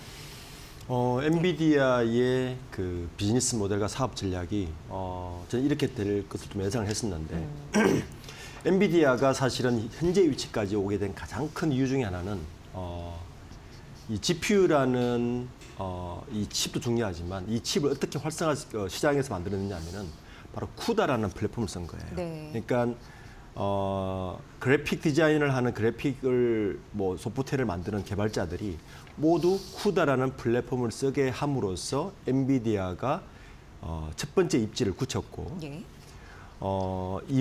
지난주 CES에서도 엔비디아가 그 다음 플랫폼을 뭘 이야기했냐면은 우리가 피지컬 AI라는 이야기를 하면서 코스모스라는 이야기를 했습니다. 예. 그러니까 엔비디아의 꿈은 이거죠. 그래픽으로 만드는 이 세상은 아마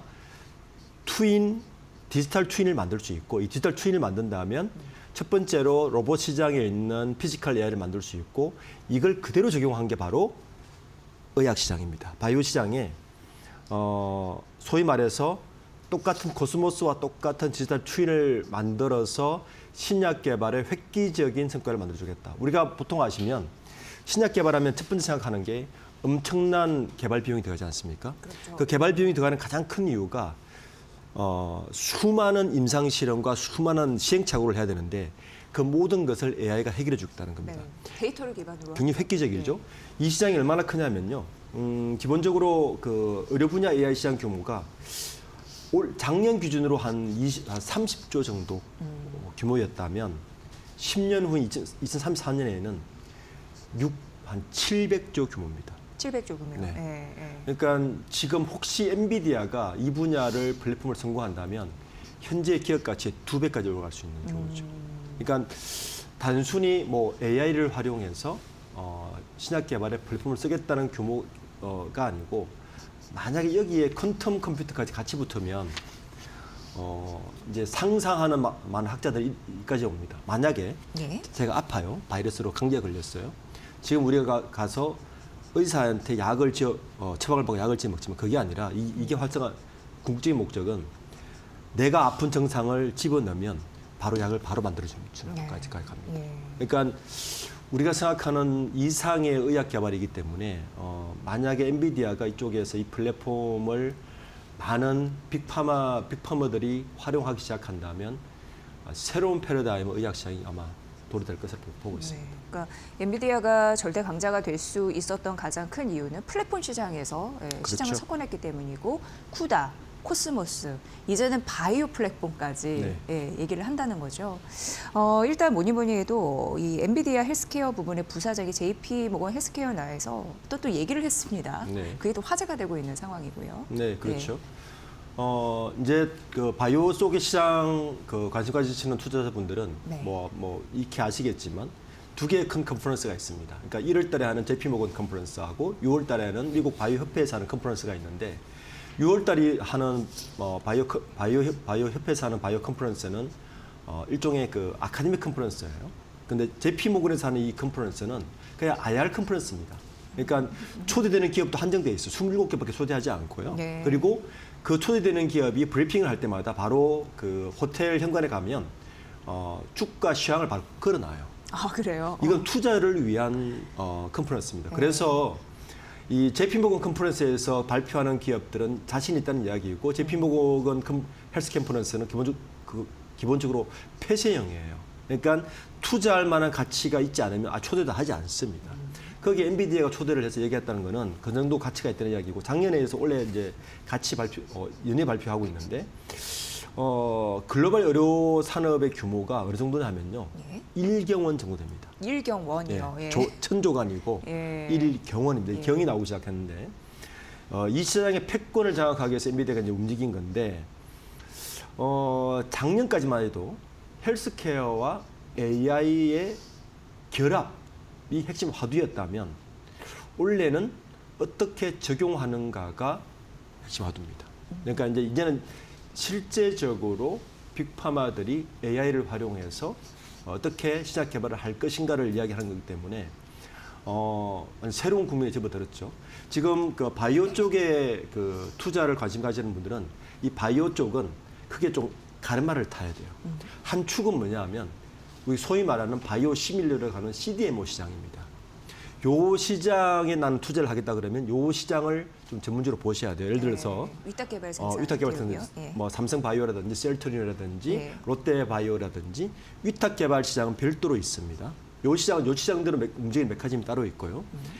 지금 엔비디아의 AI를 말하는 것은 소위 말하는 기술 개발 쪽입니다. 우리가 뭐 ABL 바이오라든지 그다음에 레고캠 바이오라든지 그러니까 새로운 기술, 빅파마들과 연동해서 새로운 기술을 개발하는 이 일종의 스타트업 기술 개발, 바이오 기술 개발 쪽은 사실 시장은 약간 구분돼서 봐야 돼요. 그러니까 바이오 시장을 묶어서 보는 것보다도 CDMO 시장은 이렇게 움직이고 있어. 그리고 바이오 기술 개발하는 시장은 이렇게 움직이고 있는데 지금 엔비디아가 들어와서 이렇게 바뀔 것 같아라고 분석하시는 게 이 시장을 투자할 때 이제 좀 분리해서 보면 여러모로 도움이 될 것 같습니다. 네, 그러니까 투트랙으로 어떻게 보면 전략을 좀 세워보는 네, 것도 그렇죠. 관점을 중요할 것 같고 어찌됐건 강조해드렸다시피 엔비디아 같은 경우에는 그 하드웨어인 AI 가속기뿐만 아니라 이제 소프트웨어인 AI 플랫폼까지 제공에 나서겠다라는 발상을 한다는 거 이게 중요한 포인트가 될 것 같습니다. JP모건 헬스케어에 대한 여러 가지 부분을 좀 말씀드리고 있는데 AI 혁명은 의료계에서도 앞으로 빛을 발할 것이다라는 가능성이 언급이 되고 있는 거고 불과 작년만 하더라도 그냥 헬스케어에 AI를 접목할 수 있지라는 생각만 했는데 1년 만에 정말 많이 달라졌다라는 걸 실감을 했습니다. 그렇죠. 인류의 난치병까지 해결할 수 있다라는 가능성까지 언급되고 있으니까요. 그렇죠. 네, 많이 달라지고 있습니다. 정말. 예. 우리가 그 엔비디아의 그 그래픽 칩, 그러니까 GPU가 제일 처음 사용된 게 그래픽 사용됐지만 그 다음에 우리가 코인 시장에 사용됐잖아요. 이걸 잘 생각해 보시면 왜 코인 시장에서 사용됐을까? 기본적으로 GPU는 병렬 처리가 가능하기 때문입니다. 그러면 병렬 처리가 더 많이 필요한 것이 바로 바이오 의학 시장입니다. 당연히 이쪽에 생길 수밖에 없고요. 그리고 또 하나의 이제 이 바이오 시장의 가장 큰 빅 트렌드 중에 하나는 항암제도 표적 항암제로 가듯이 대부분 의약제가 점점 더 개인 인디비주얼화된 커스터마이징된 개발로 갈 것인데 여기에도 이 엔비디아 기술이 굉장히 필요할 것 같아서 저는 이 부분은 앞으로 계속 가속화될 것이다라고 보고 있습니다. 어쨌든 그 가속 컴퓨팅 그리고 엄청난 데이터 이런 부분을 무장한 AI 이 부분이 이제 헬스케어에 접목된다라는 점에서 우리는 투자 포인트를 이쪽에서 좀 찾아보면 유리하실 것 같고요. JP모건 헬스케어에서 K바이오 기업들이 총출동했습니다. 여기에 들어가고 참가하는 것만으로도 우리는 유망해요라고 알리는 거라고 말씀해 주셨는데 혹시 눈에 띄는 기업이 있었나요? 저는 이번 참가 기업들도 좀 이렇게 투트레일 가는 말 좀 타야 된다. 예. 우선 CDMO에 참가하는 기업들이 있어요. 삼성바이오로직스, 셀트리온. 삼성바이오로직스가 이 나흘 기간 동안에 둘째 날에 발표를 했습니다. 예. 그러니까 셀트리온도 초청과 발표를 했는데 이 순서도 되게 중요해요. 그러니까 JP모건 헬스케어는 누가 첫날에 하는 선정했는지. 것인가 예. 굉장히 중요합니다. 예. 그러니까 그것이 결국은 그 기업의 위상을 이야기하고 JP모건 헬스케어에 초대할 때 그걸 다 가중을 따져서 초대합니다. 그러니까 JP모건 헬스케어는 그 순서와 초청 자체가 투자의 가치와 맞먹는 거기 때문에 그렇게 예. 보셔야 되고 우선 삼성바이오가 저는 둘째 날에 발표를 했다는 게 굉장히 의미가 있다. 왜냐하면 이 CDMO 시장은 결국에는 캐파로 이야기할 건데 캐파가 지금 거의 2위, 1위를 따라잡을 이번 5월 달에 5공장을 만약에 준공을 하면 네네. 이제 글로벌 2 캐파를 가지고 있고 1위하고 한 2만 리터 정도 차이. 네. 스위스 기업의 론자가 1위 론자가 한 생산 78, 캐파로. 79만, 여긴 76만 정도 되니까 예, 맞습니다. 얼마 차이 안 나요. 예, 6공장을 예. 뭘 내년에 78, 만약에 하게 네. 되면 거의 바로 1위가 되는데 네. 이 규모가 왜 중요하냐면은 트럼프 2기 정부가 출범하지 않습니까?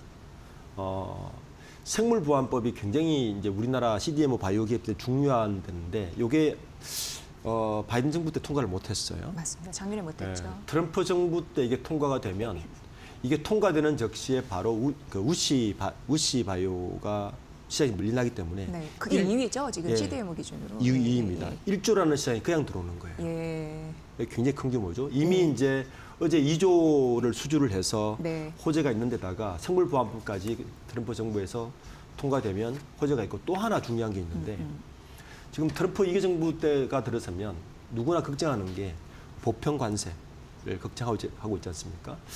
지금 많은 전문가들은 이 바이오 쪽은 보편 관세를 적용 안 할 것 같답니다. 왜냐하면 그건 미국의 손해거든요.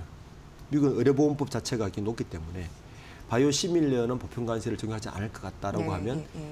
이것도 호재가 되는 거죠.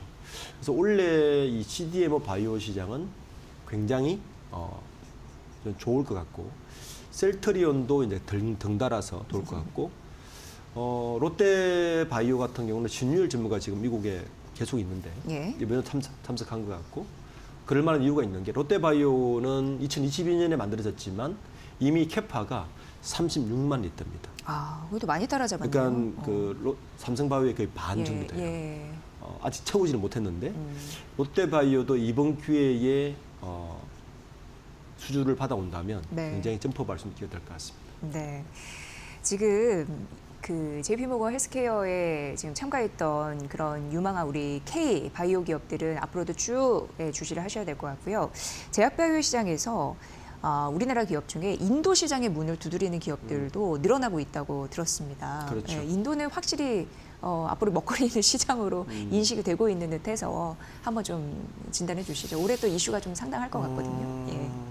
인도의 제약 바이오 산업은 이미 그 제네릭 수준을 뛰어넘어서 바이오 시밀러가 바로 갔어요. 그래서 일단 내수 시장이 단단하지 않습니까? 14억 명입니다.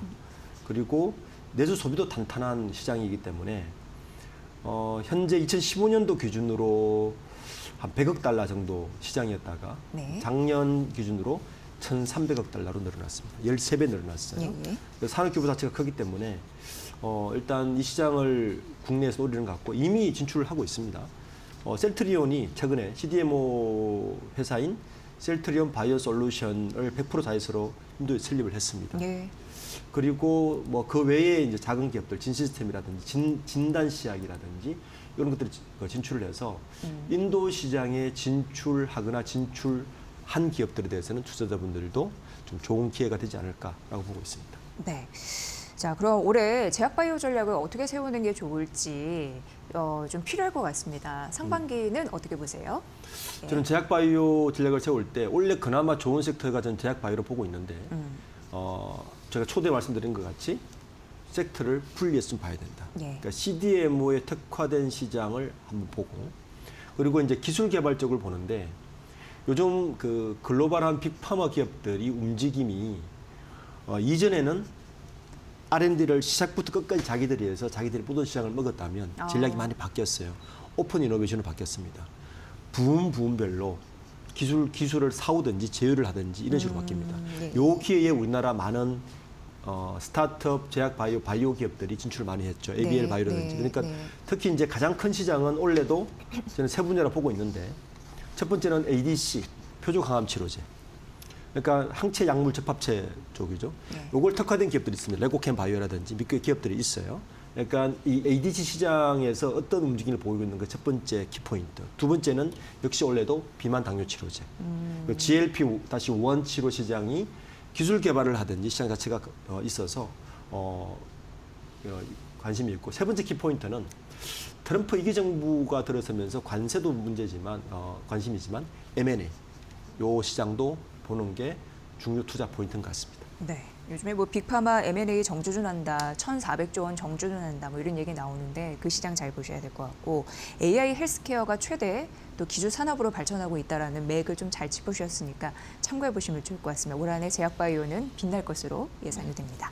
자, 오늘 박주근 리더스 인덱스 대표의 분석으로 제약바이오 업종의 전략 들으셨습니다. 잘 들었습니다. 네, 감사합니다. 네, 오늘 대형주 선방을 하고 있는 상황이고요. 오늘 전반적으로 보면은 조선, 금융, 그리고 반도체, 제약 섹터가 시장을 잡아주고 있습니다. 잠시 후 마켓나우 2부에서 오전장 전략 구체적으로 전해드리도록 하겠습니다. 저는 잠시 후에 뵙겠습니다.